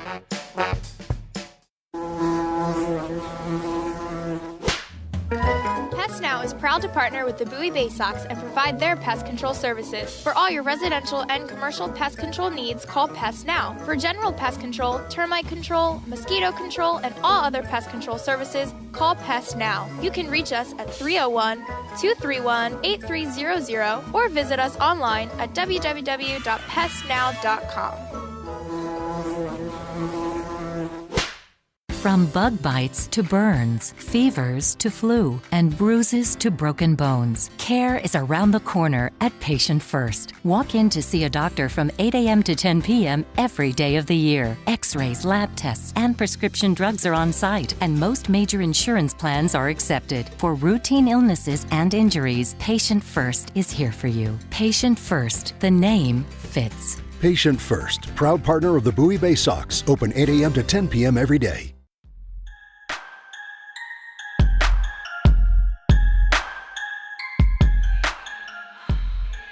We're on to the bottom of the 8th here in Richmond. Bowie still trailing 4-0. Excellent 7th inning from Ryan Conroy out of the bullpen, and he'll try to replicate it here in the 8th, but against the top of the Richmond lineup instead of the bottom of it. He struck out 2 and grooved a ground out. Now he faces Michael Gigliotti, Will Wilson, and Sean Roby. That's a trio that's combined 2 for 8 today with 2 home runs. Counts for all of Richmond's runs. First pitch squares to bunt, and it's foul. Gigliotti has tried that before, and the first time it was a little bit closer up the third base line, but that one actually snuck behind the batting circle. 0-1. Again, Gigliotti, an interesting choice in the leadoff slot at the moment. He's 0 for 2 leading off innings today. 3 for 12 on the season, and he swings and misses on the next offering, already behind 0-2 here in the 8th. Did he lead off any of the games in Bowie? Let me check real quick. I believe it was Brett Arbach the entire way. It was. Next pitch. Swinging a bouncing ball to third, but foul. Very slow roller. He was too far ahead of it. And the count stays at 0-2. There was an arm up and moving in the last half inning after a couple of walks from Solomon Bates. Can't see if he's still tossing now. The 0-2. Misses inside to Gigliotti. Count goes to a ball and 2 strikes now. There is a right-hander up and throwing again in the Richmond pen. 1-2 pitch. Swing and just a piece off of the glove of Roberts and rolls over to the right side. So the count stays as Gigliotti just barely hangs on by a splinter. So we can anticipate a new pitcher for the Squirrels to come out. It won't be a save situation. Another 1-2. Ooh, just missed. Maybe a bit high? Not sure. Count evens. Gigliotti does do a lot of his damage after the 6th inning this season as the 2-2 misses up and away to fill the count. 6 hits in 10 at-bats with 3 runs driven in. Much better than his overall .333 season average. Counts run full. The pitch on its way is down and in the dirt for ball 4. So after starting out 0-2, Conroy loses him. Gigliotti draws his 2nd walk of the game, first given up by Conroy, first base runner overall from Conroy. 3rd walk from Baysox pitching. And now you hit the tough part of the lineup between Will Wilson and Sean Roby.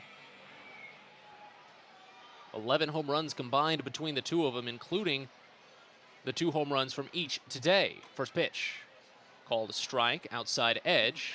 Count opens at 0-1. Wilson had the 3-run shot off of Tyler Birch in the 5th inning, and Roby had the solo shot in the 1st with 2 outs against Garrett Stallings. Pickoff throw back to first, a bit low, so no tag applied. We'll wait on the 0-1 offering to Will Wilson. Wynn picking up now, in from left. Here's the 0-1. Misses away. Roberts had to go across the body to snag it. Count evens at a ball and a strike.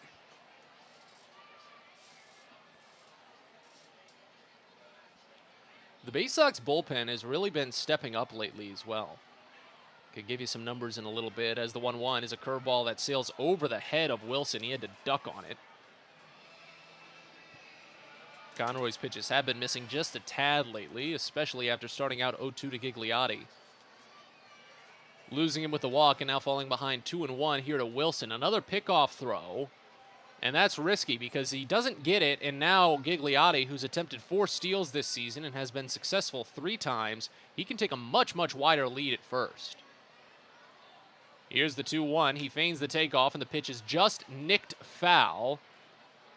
He did take a late jump at things. Could have been a delayed hit and run, but the count goes to 2-2. So again, with those new rules, if Conroy attempts another pickoff or step off, he has to record the putout or the runner is awarded an advanced base. Let's see if he takes off here. The 2-2, he stays put. It's down and away for ball 3. I'd have to imagine he takes off now. See how wide his lead is. Yeah, kind of average. Here's the payoff. There he goes. The pitch is down and away for ball 4, so it doesn't matter. Back-to-back walks given up by Ryan Conroy. Inning off to a much different start than what it was seeming when he started 0-2 on Michael Gigliotti. And that's going to lead to a mound visit from Josh Conway. Care's around the corner at Patient First. Urgent Care. That's open 8 a.m. to 10 p.m. every day of the year. No appointment needed. Learn more at patientfirst.com. Game started quickly for Bowie. They got a leadoff double from Hudson Haskin on the first pitch of the day. 11:07 a.m. it came across, and it bounced off of the right field wall within the same minute. Haskin got to third on a flyout, but was left stranded there, and at the moment, that's pretty much the closest the Baysox have gotten. They got a walk in the second, double play. They got a single and a walk in the third, double play. They got another walk in the fifth, double play. They got a double in the sixth from Jordan Westberg. He moved to third on an error with 2 outs, but was left stranded there. And then they drew 2 walks in the eighth, but couldn't bring anyone home. Jake Dahlberg tossing up 6 blanks. Solomon Bates tossing up 2 blanks. And Richmond will probably go with another reliever for the ninth as Bowie trails 4-0. Here's Sean Roby. First pitch is a curveball, misses high, and the count starts out at 1-0.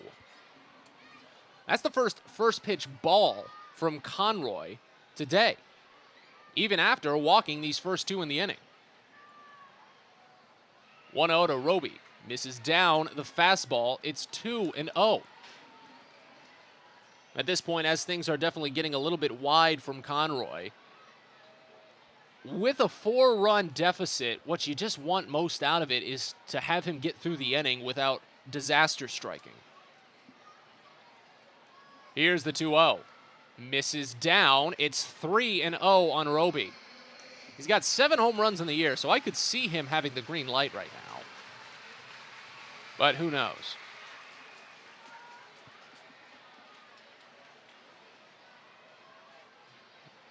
Conroy foots the rubber. Holds ball in glove at the chest, now comes set. Stares back runner at second for a quick minute and then fires the 3-0. It's right down Broadway for a called strike. Roby only 4 for 14 with runners in scoring position. Surprisingly, of his 7 home runs, only 1 has come with a runner at second or third base. Here's the 3-1. Roby watches a called strike on the upper inside corner. Conroy has battled back to run the count full, but still really needs a good put-down pitch here. Can't lose him to load the bases. That'd be a tough sell, as Bowie is getting a right-hander up and active in the bullpen. Not throwing, but moving. Payoff pitch to Roby. Swing and a miss. He got him. Went with something soft a bit down, and Conroy with a crucial strikeout, his 3rd of the day. First out here in the 8th inning. And now here's Frankie Tostado, who's 0 for 3. A couple of well-struck balls, but he grounded out softly to first base his last time up. He's not hit into a double play yet this season, and he does get it into the air more often than he does on the ground. First pitch to Tostado, lefty, lines at right field, base hit. Watson scoops. It was so well hit, it will not score the run. It advances the runners only 1 bag, but it loads the bases here with only 1 out in the bottom of the 8th inning. For Tostado, that was only his 4th hit with runners in scoring position this season and his 14th at bat. And it doesn't even drive anyone in. It turns now to Martirano. And it looks to be Shelton Perkins up for the Baysox in their bullpen. Bowie got out of a bases-loaded jam back in the 2nd inning thanks to a double play. They could do it again. First pitch to Martirano is fouled off. Top of the wood and back to the screen, 0-1. Martirano has not hit into a double play, and much the same as Tostado, he gets it into the air just a little bit more often. A ground ball to fly ball ratio of about 0.8. Here's the 0-1.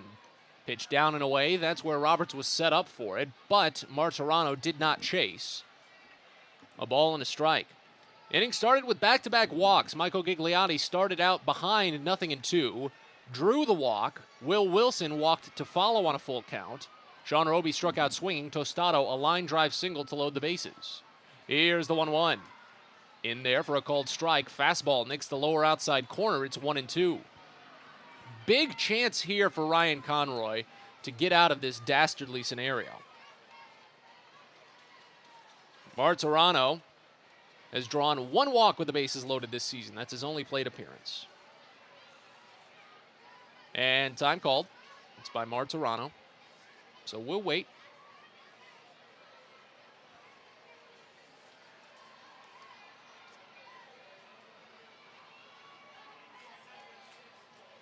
Entire infield plays at a regular depth, hoping for 2. The 1-2 pitch. Swinging a liner left field, base hit. 1 run scores. Rounding third and coming home to score is Wilson as the ball ricochets off the corner. Going from first all the way to home is Tostado. As the throw comes in, it hits off of Tostado. He's safe. It rolls away as Martirano scampers into third base.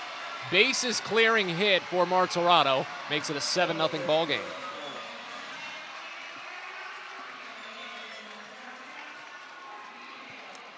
Should go down as a double with Martirano advancing to third on the throw, his 2nd double of the year. And that more or less puts things a little out of reach for Bowie at this point. Here's Tyler Fitzgerald. Infield initially was going to play in, but now they back up. First pitch, Fitzgerald floats it into center field. This is falling in for a base hit and will score another run. Picked up off a bounce by Hudson Haskin in center as Fitzgerald picks up the ribby, his 6th of the season. Martirano's 3 runs driven in puts him up to 8. And it's 8-0 Richmond here in the bottom of the 8th inning. And that's the change. Out comes Kyle Moore, and Shelton Perkins will take over. Tough inning for Ryan Conroy after tossing such a clean and perfect 7th. 2 walks, 3 base hits, all with only 1 out recorded here in the 8th. Perkins comes out of the bullpen. We'll tell you more about him after this. Bowie trails 8-0 here in the bottom of the 8th inning. You're listening to Baysox Baseball. A birthday bash with the Baysox is the best time at the ballpark. Bring your friends and family out to celebrate and be the star of the show. Dance on the dugout with Louie, play games in the stadium, introduce a batter in the game, and you'll even get to have the stadium sing for you. Baysox birthday parties, an unforgettable, one-of-a-kind experience at Prince George's Stadium. Book yours by calling 301-464-4880 or at baysox.com.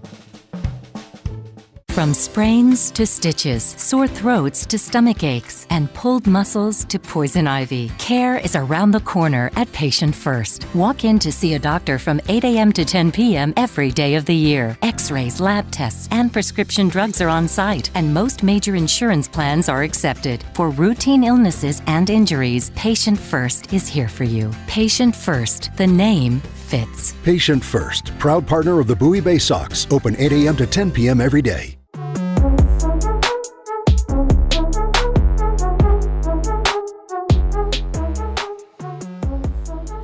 Pitching change here in the bottom of the 8th inning for Bowie, as there's a runner at first base with 1 out for Richmond, but a lot more has happened other than just that single from Tyler Fitzgerald. It was a pair of walks drawn by Gigliotti and Wilson.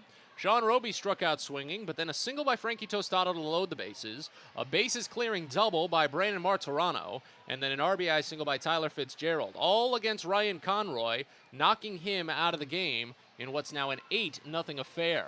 A 4-run inning for Richmond as Shelton Perkins takes over on the mound for the Baysox. The line on Conroy is not closed. A runner at first belongs to him. But at the moment, an inning and a third, he gave up 3 hits and so far 4 runs, all earned. It could go to 5. He struck out 3, walked 2, did not allow a home run. But again, pitcher of record today is Garrett Stallings, as Bowie is currently being shut out. They'd have to score at least 8 runs to take Stallings off of the hook. Even though Stallings only tossed 4 innings of 1-hit ball and allowed 1 run, still the difference maker. So Perkins will face Jacob Hayward to start. Double play could get us quickly out of the inning, and Hayward has hit into 2 of them this season, but the first pitch misses down and away. 1-0, the count starts here. Hayward has hit into 2 of them, but he actually only hits it onto the ground about half as often as he hits it into the air. So we'll see what happens as the next pitch misses high from Perkins. 2-0. Shelton Perkins, a 5'10", 215-pound right-hander, drafted in the 16th round of the 2019 draft from James Madison. Makes his 5th appearance of the year for Bowie, the 2-0. Misses away, 3 balls and no strikes to open on Hayward. On the year for the Baysox, an 0-1 record, a 7.71 ERA. That's 4 2/3 innings of work with 4 earned runs, 5 strikeouts, 7 walks. Next pitch home. Called a strike, nicks the upper outside corner, 3-1. But so much of that damage for Perkins was just in his first outing of the season. It was against Richmond, but afterwards he's been great. 3 2/3 innings over his last 3 appearances as Hayward ropes one up the third base line, but just foul. Gunnar Henderson had a chance to maybe dive for it, but he realized that it was going to hook a little bit too much, so he decided not to expend the extraordinary effort, save it for now, especially this early in the morning. Well, it's not the morning anymore, but you get what I'm saying. The count fills on Hayward. Runner at first, 1 away here in the bottom of the 8th. Pitch home from Perkins is bounced over to third. This time a fair ball, scooped to the chest, turned for 2. Picked by Westberg, but he can't go anywhere to first as he had to take it a bit low and dropped to a knee at the last second. Fielder's choice does eliminate the lead runner. It goes 5-4. Hayward is at first base now, replacing Fitzgerald. So after Perkins gave up those 4 earned to Richmond on the 9th, since then he's made 3 appearances, tossed 3 2/3 innings, and he was the tough luck loser the other day. And before Franklin Labor gets into the box, he didn't get in fast enough, so he's issued an automatic strike call. 0-1 to open. First pitch from Perkins is a curveball. Misses up and away. It's 1-1. But Perkins has only allowed 2 hits and 1 unearned run in that extra inning loss to Akron on Sunday. The 1-1. Fouled off right side. Count goes to 1-2. But the way Perkins is being used, it definitely seems like he could one day, not at the moment, but if things can improve for him and he can get a little bit more of that consistency on the zone, he might be Bowie's closer. Next pitch is grounded toward the Baysox dugout. Count stays at a ball and 2 strikes. Because at this rate, Perkins will have finished every single game he's appeared in for Bowie. He'd be the finishing pitcher. He's just not had any save opportunities just yet. The next pitch misses inside. Count goes even at 2. Because the Baysox have played 4 games decided by 1 run, but 2 of them were walk-offs. And the 1-run loss on Sunday was an extra inning, so there wasn't really anything for a blown save. Bowie actually had to come back from a deficit to tie the game and force extras. Next pitch to Labor misses away, and the count fills.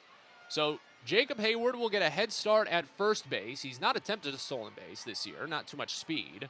Payoff pitch as Hayward takes off, and it's grounded over to short. Waiting back on it easily is Ortiz. He scoops and fires a bit low to first, but it's there in time, finally ending the inning. But Richmond puts this one a little bit further out of reach with a 4-run frame. 3 hits, no errors, 1 left on base. And as we move to the 9th, the Baysox have 3 outs to try and score 8 to tie this one up. We'll see. You're listening to Baysox Baseball. Sunday, May 22nd, it's a fiesta at Prince George's Stadium. For the first time this season, the Baysox will transform into El Congrejos Fantasmas de Chesapeake and face off against Los Perros Calientes de Akron as part of minor league baseball's Copa de la Diversión. It'll be a Latin fiesta celebration all afternoon around the ballpark, all presented by Chesapeake Employers Insurance. Get your tickets today at 301-464-4865 and online at baysox.com. There is a weekend in July where the baseball world revolves around a village in upstate New York. Baseball Hall of Fame induction weekend in Cooperstown is an unforgettable experience full of family-friendly activities and priceless moments. Make your plans today for July 22nd through 25th for the induction of Bud Fowler, Gil Hodges, Jim Cott, Minnie Minoso, Tony Oliva, Buck O'Neill, and David Ortiz as the class of 2022. Visit baseballhall.org today for the Baseball is a game of specialists. Base stealers, closers, cleanup hitters. Together, they help their team stand out from the rest. Specialists also help set Chesapeake Employers Insurance apart from other workers' compensation insurance companies. Our health services team includes orthopedic surgeons, nurse case managers, a physical therapist, and more, all to get your employee back to work, contain costs, and keep premiums down. That's teamwork. To learn more, connect with your agent or visit Chesapeake Employers at CEIWC.com.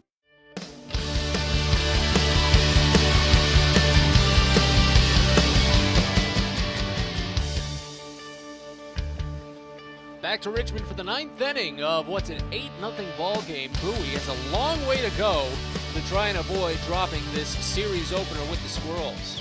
They're having a tough time with their Southwest Division foe. Despite their weak hitting this season, they've played at 8 against the Baysox. Andrew Dashbach will be the first batter for Bowie in this frame, the number 5 batter overall, followed by Dylan Harris and Cody Roberts. First pitch, lifted foul, third base side out of play. Count begins at 0-1. Dashbach has gone 0 for his last 2+ games now. 0 for 2 today, but he has drawn 8 walks over his last 6 games total, so he's at least still being disciplined at the zone. Just really trying to get the contact back. The 0-1, check swing, misses inside. No appeal, 1-1. Again, after Dashbach, Dylan Harris, then Cody Roberts. As the wind dies down just a tad, but still coming in directly from the left field corner. Here's the 1-1. Called a strike, upper outside corner. Count goes to 1-2. Two sides meet again tomorrow for the continuation of the series. It's back to normal 6:35 start times. And then, of course, a day game on Sunday. Here's the 1-2. Dashbach watches it bounce in. Count evens. And it'll be a good-looking start for Bowie when Ryan Watson will climb the hill for his first start of the season. He's been supreme out of the bullpen for the Baysox, but Richmond throws a starter that blanked the Baysox 2 weeks ago. 2-2. Bounced foul again by Dashbach. That one into the netting above the Baysox dugout. Count holds. Kaiwei Tang is the scheduled starter for the Squirrels. He tossed 5 scoreless against Bowie. Second game of the season at Prince George's Stadium. Gave up only 2 hits, 6 strikeouts, and a walk. Much the same as today, the Baysox got a chunk of runners into scoring position against Tang, but just couldn't do anything with it. The game eventually was tied going into the 9th, but Richmond played it 7 in the 9th inning, and Bowie lost that one 9-2. Here's the 2-2. Check swing. They appeal. He went around. Dashbach is down on strikes. He kind of assumed that that might come as he was just meandering away from the batter's box before the official call came in. But now he heads back to the dugout on what's probably going to end up as an 0-for-3 day. First strikeout for R.J. Dabovich, who's in. Don't think I even mentioned that we had a pitching change. Solomon Bates, his line is final. 2 innings, no hits, 3 strikeouts, 2 walks. Here's Dylan Harris. First pitch, misses up and away. Count starts out at 1-0. I mean, when it's an 8-0 game, you can start to loosen up some of the nuts and bolts of everything because it's a little difficult to get too invested from time to time. But we are close to wrapping this one up as the 1-0 is swung on and missed down low. Count evens at a ball and a strike on Dylan Harris, who's 0-for-2 on the day, in grave danger of losing that 5-game hit streak to start his Double-A career. Dabovich, tall right-hander, kicks and fires the next. It's a curveball called for strike on the inner edge. It's 1-2. R.J. Dabovich is a 6'3", 215-pound right-hander from Pueblo, Colorado, drafted in the 4th round of the 2020 draft. Picks were at a premium last season. There were only 5 rounds. The 1-2, down and in, count evens. 5th appearance this season for the right-hander Dabovich. 1-0 record, a 5.40 ERA in 5 innings of work. He struck out 5, has not walked anyone just yet. 2-2 count on the lefty Harris. Pitch home, a half swing. He went around. He knew it. He didn't argue. So Harris is down on strikes. And as the Baysox have been having trouble reading that breaking ball inside from Dabovich, lefty or righty, it was still an issue. So back-to-back strikeouts now, and Harris will probably put up his first offer in the Double-A ranks this season. As Bowie is down to their final out this afternoon, here's Cody Roberts. First pitch, Roberts watches a called strike, lower inside corner. Count begins at 0-1. And just as we're getting close to wrapping this game up, the sun has finally just stretched a little bit behind the cantilever roofs here at the Diamond and given us a little bit of shade. Here's the 0-1. Pitch misses down. Count evens at a ball and a strike. Around the time this game had started, I literally just grabbed spare towels around the press box here and used them to shade my laptops and my broadcasting equipment to keep them up from overheating. And now we finally get a bit of shade. The 1-1 bounces in again to Roberts. And the count goes to 2 balls and a strike. 0-for-3 day for Cody Roberts. He hit into a double play back in the 5th inning. The Baysox have hit into 3 double plays today, taking away multiple opportunities at a rally. Here's the 2-1. Roberts swings and misses on a high fastball. Count evens at 2, and the Baysox are down to their final strike. Game was 1-0 for the first 4 innings. Sean Roby had a 2-out solo home run. And Bowie constantly threatened, but just couldn't get it across. And they're in danger of being shut out for the first time this season. 2-2 the count. Bases empty, 2 outs in the top of the 9th. The pitch home. Swinging a lofted ball out toward right field. Labor running on it, closing the gap, and just in fair territory, he brings it down to end the game. The Baysox are shut out for the first time this season. A Tuesday morning affair in the Diamond ends in an 8-0 loss. A tough one for Bowie. We'll step aside and tell you more about it with Baysox postgame when we come back. You're listening to Baysox Baseball. Most people don't know what a steam fitter is. More importantly, what we do and how much it impacts you. Just take a moment to think about what your world would look like if you didn't have the ability to generate electricity, to have heating or air conditioning, microchip production, internet service, web-based storage, cellular service, and frozen or refrigerated produce. Could you imagine? And these are just some of the things that we impact. Please visit steamfitters-602.org and let's talk about how we can bring value to you. Fielder's Choice Flex Packs with the Bowie Baysox. The best value to see the best games at Prince George's Stadium. You could save up to 30% on your selected seat from day one and enjoy a number of exclusive member benefits, including flexible exchange options, discounts on suite rentals, special access to the Diamond View restaurant, and a free members collectible at your first home game of the year. Get your pack now by calling 301-464-4865 or heading online to baysox.com. It takes time to get rich, flavorful coffee beans from the lush mountain regions of Colombia and Brazil to Royal Farms. But less than a minute to get yourself a delicious hot cup of the finest and freshest coffee in the world. Because Royal Farms' new Swiss-made coffee machines grind those rich, flavorful coffee beans and brew them one magnificent cup at a time. It's why Royal Farms makes the freshest and best coffee in the world. Real fresh, real fast. Royal Farms. It's now time for the Bowie Baysox post-game show. Let's head back to the ballpark with Matt Sabatis. Well, a very quiet afternoon here at the Diamond in Richmond as the Baysox are shut out for the first time this season. As we get rolling with Baysox postgame, Matt Sabatis with you from Richmond. Again, your final today, 8-0 Richmond, as Bowie had plenty of chances to maybe break through for an inning or two, but quickly got shut down in every opportunity. They hit into 3 double plays this afternoon. Let's recap this one briefly. The first pitch came home all the way back at 11:07 in the morning, and at that same moment, it was lifted into right field for a double by Hudson Haskin, but Haskin would not score for Bowie. He advanced to third on a flyout, but was left there after Jake Dahlberg was able to work scoreless. Dahlberg then faced the minimum in the second inning thanks to the first of 3 double plays. He gave up 2 base runners in the third, but another double play got him out of that jam with only 1 runner into scoring position. Tossed a perfect fourth. In the fifth, another double play after a leadoff walk. And then after a 1-out double in the sixth by Jordan Westberg and an error, Dahlberg got out of it by picking up 2 of his 3 strikeouts. Meanwhile, Garrett Stallings picked up the start for Bowie, and while he only gave up 1 run, or 1 hit even, it was the long ball that hurt him and led to him being the losing pitcher today.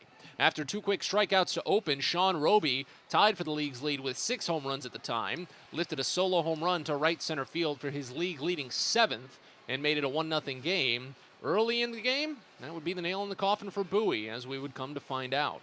Stallings would get into a bases-loaded jam with nobody out in the second inning behind a walk, a hit by pitch, and an error, but he grooved a quick strikeout of Franklin Labor and an incredible 3-6-1 double play, perfectly turned by the infield and Stallings too, to get out of that jam and keep it just the 1-0 game. Stallings tossed a perfect third and a perfect fourth, but his main problem was just working deep in counts. As he got so deep into the game, his pitch count had climbed upwards of 70 after only maxing out at 70 over 5 innings of work his last time out at Akron. After the 4th inning completed, Bowie turned over to Tyler Birch, and Birch ran into a bit of trouble out of the gate. Gave up a triple to Franklin Labor with 1 out. With 2 outs, he walked Michael Gigliotti to put runners at the corners, and then gave up a 3-run home run to right center field by Will Wilson, making it a 4-0 affair. Birch recovered and tossed a perfect 6th inning. Ryan Conroy came in and followed with his own perfect inning, striking out 2 in a scoreless 7th. But the 8th inning got out of hand for Birch. He walked 2 batters, got a quick strikeout of Sean Roby, but then gave up a single, a bases-loaded, bases-clearing double for Brandon Martirano, and then an RBI single for Tyler Fitzgerald that knocked Conroy out of the game. He eventually gave up 4 runs, all earned on just 3 hits in an inning and a third of work. Shelton Perkins came in and closed out the 8th by getting a couple of quick outs. Meanwhile, Bowie went up empty against Solomon Bates. They could not collect a base hit against him. As a matter of fact, Bowie didn't get a base hit against either of Richmond's relievers, Bates or R.J. Dabovich. Dabovich came in for the 9th with the 8-0 advantage and set down the side in order with 2 strikeouts. So that's how it ends. Your final line score, Bowie scores nothing on 4 hits with 1 error. They left on 7. Richmond scores 8 runs on 6 hits with 1 error. They left on 4. Winning pitcher is Jake Dahlberg. He moves to 1-0 on the year. Losing pitcher is Garrett Stallings. He falls to 1-1. no save. Game was played in 2 hours and 28 minutes in front of a paid attendance here at the Diamond of 5,709. With the loss, Bowie falls to 8-7 on the year, a 3-game losing skid for the Baysox. They're now 3-3 on the road. And with the win, Richmond moves to 9-7. They leapfrog Bowie in the standings. Their 1-game losing skid is over. They've won 2 of their last 3, and they're now 5-2 here in front of the home crowd at the Diamond. Again, this is the only game in the Eastern League that got going this early. The rest of the circuit will get going around 6 and then 6:35. But we'll step aside, and when we come back, we'll preview that outlook of the scoreboard and the rest of the Orioles organization as a whole. There were a couple of early games among the other affiliates. So we'll tell you about that in a little more detail when we return. But again, your final today from the Diamond, Bowie 0, Richmond 8. You're listening to Baysox Postgame. From sprains to stitches, sore throats to stomach aches, and pulled muscles to poison ivy, care is around the corner at Patient First. Walk in to see a doctor from 8 a.m. to 10 p.m. every day of the year. X-rays, lab tests, and prescription drugs are on site, and most major insurance plans are accepted. For routine illnesses and injuries, Patient First is here for you. Patient First, the name fits. Patient First, proud partner of the Bowie Baysox, open 8 a.m. to 10 p.m. every day. Hey Baysox fans, if you've got a teacher or educator in your life that's meant a lot to you, or if you're one yourself, then you don't want to miss out on the Baysox Educator Appreciation Week from Tuesday, June 28th to Friday, July 1st. Teachers and educators who show a school ID at the Baysox ticket office will get 2 free tickets to a game of their choice between those days, all sponsored by Educational Systems Federal Credit Union. Again, it's Educator Appreciation Week at Prince George's Stadium, Tuesday, June 28th to Friday, July 1st.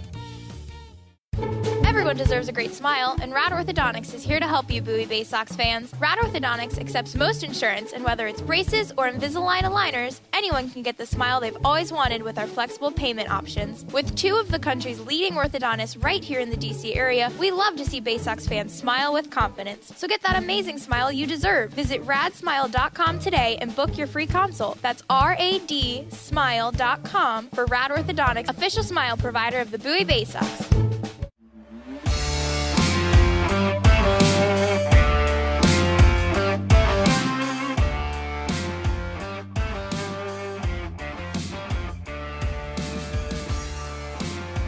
Back one final time from the Diamond as we continue with Baysox postgame. A shutout loss for Bowie this afternoon, 8-0.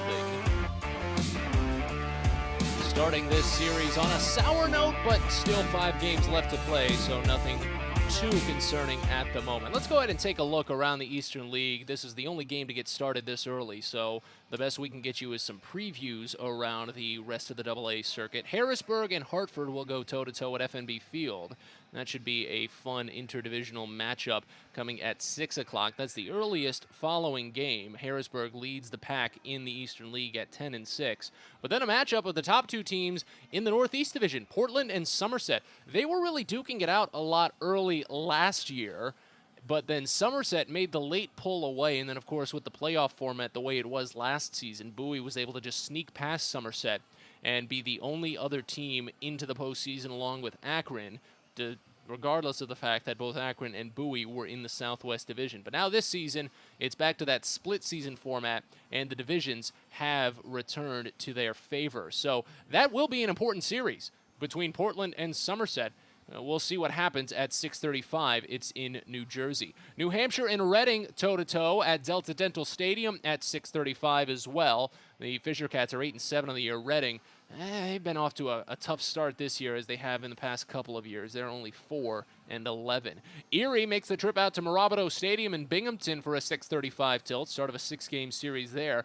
The Seawolves have one of the best pitching staffs in the league at the moment, but the Rumble Ponies do have a pretty good offense. Bowie found that out the hard way when they were able to take a couple of games early on, but then ran into a couple of long balls later in that series before walking away with the series victory. And then a close matchup between 2 Southwest Division foes. Altoona makes the trip to Akron for their first meeting of the 2022 season. Around the Orioles affiliates, there were 3 morning games today. The Baysox were the first to get done. Norfolk and Gwinnett had a rain delay, so they didn't get started until about 12:30. But the Tides broke ahead to an early 2-0 advantage. Gwinnett took the lead in the bottom of the first, 3-2, but then Norfolk retook the lead in the top of the second, and that's where they sit right now. It's 4-3 in the bottom of the third. That's at Coolray Field in Georgia. Delmarva and Augusta playing a low-scoring affair. There's only 2 hits for the Shorebirds in this one. It's 1-1 down at SRP Park in South Carolina. And then later today, Aberdeen will get started with a 7:05 tilt against Jersey Shore. That's the Phillies affiliate in the high A ranks. I'd have to check. I believe Adley Rutschman is scheduled to join the team for this upcoming series since they're at home. Of course, lineup's not posted just yet. It's much, much too early for that, but we'll see if Rutschman plays, and if he does, we'll try and get you a recap of his performance sometime tomorrow ahead of Bowie's next game. Speaking of Bowie's next game, they're back at it at 6:35 here from the Diamond for Game 2 of this series to try and even it up with the Squirrels in this set. It'll be Ryan Watson making his first start of the year, his 3rd overall appearance, and he'll try to continue what's been just an outstanding opening to his AA career. He's come out for 8 innings and retired every batter he's faced. Outstanding work.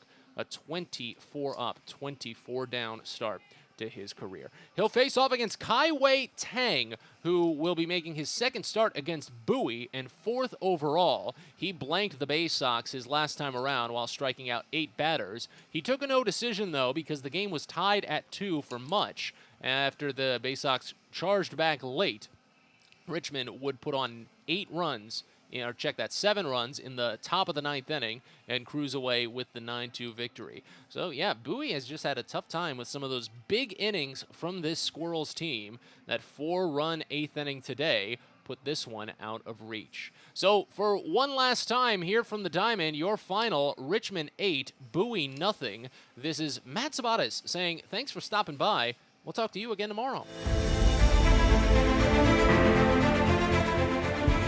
Thanks for listening to Bowie Baysox Baseball. We hope you enjoyed today's game, and join us next time for another exciting broadcast coming up soon. This has been a presentation of the Bowie Baysox.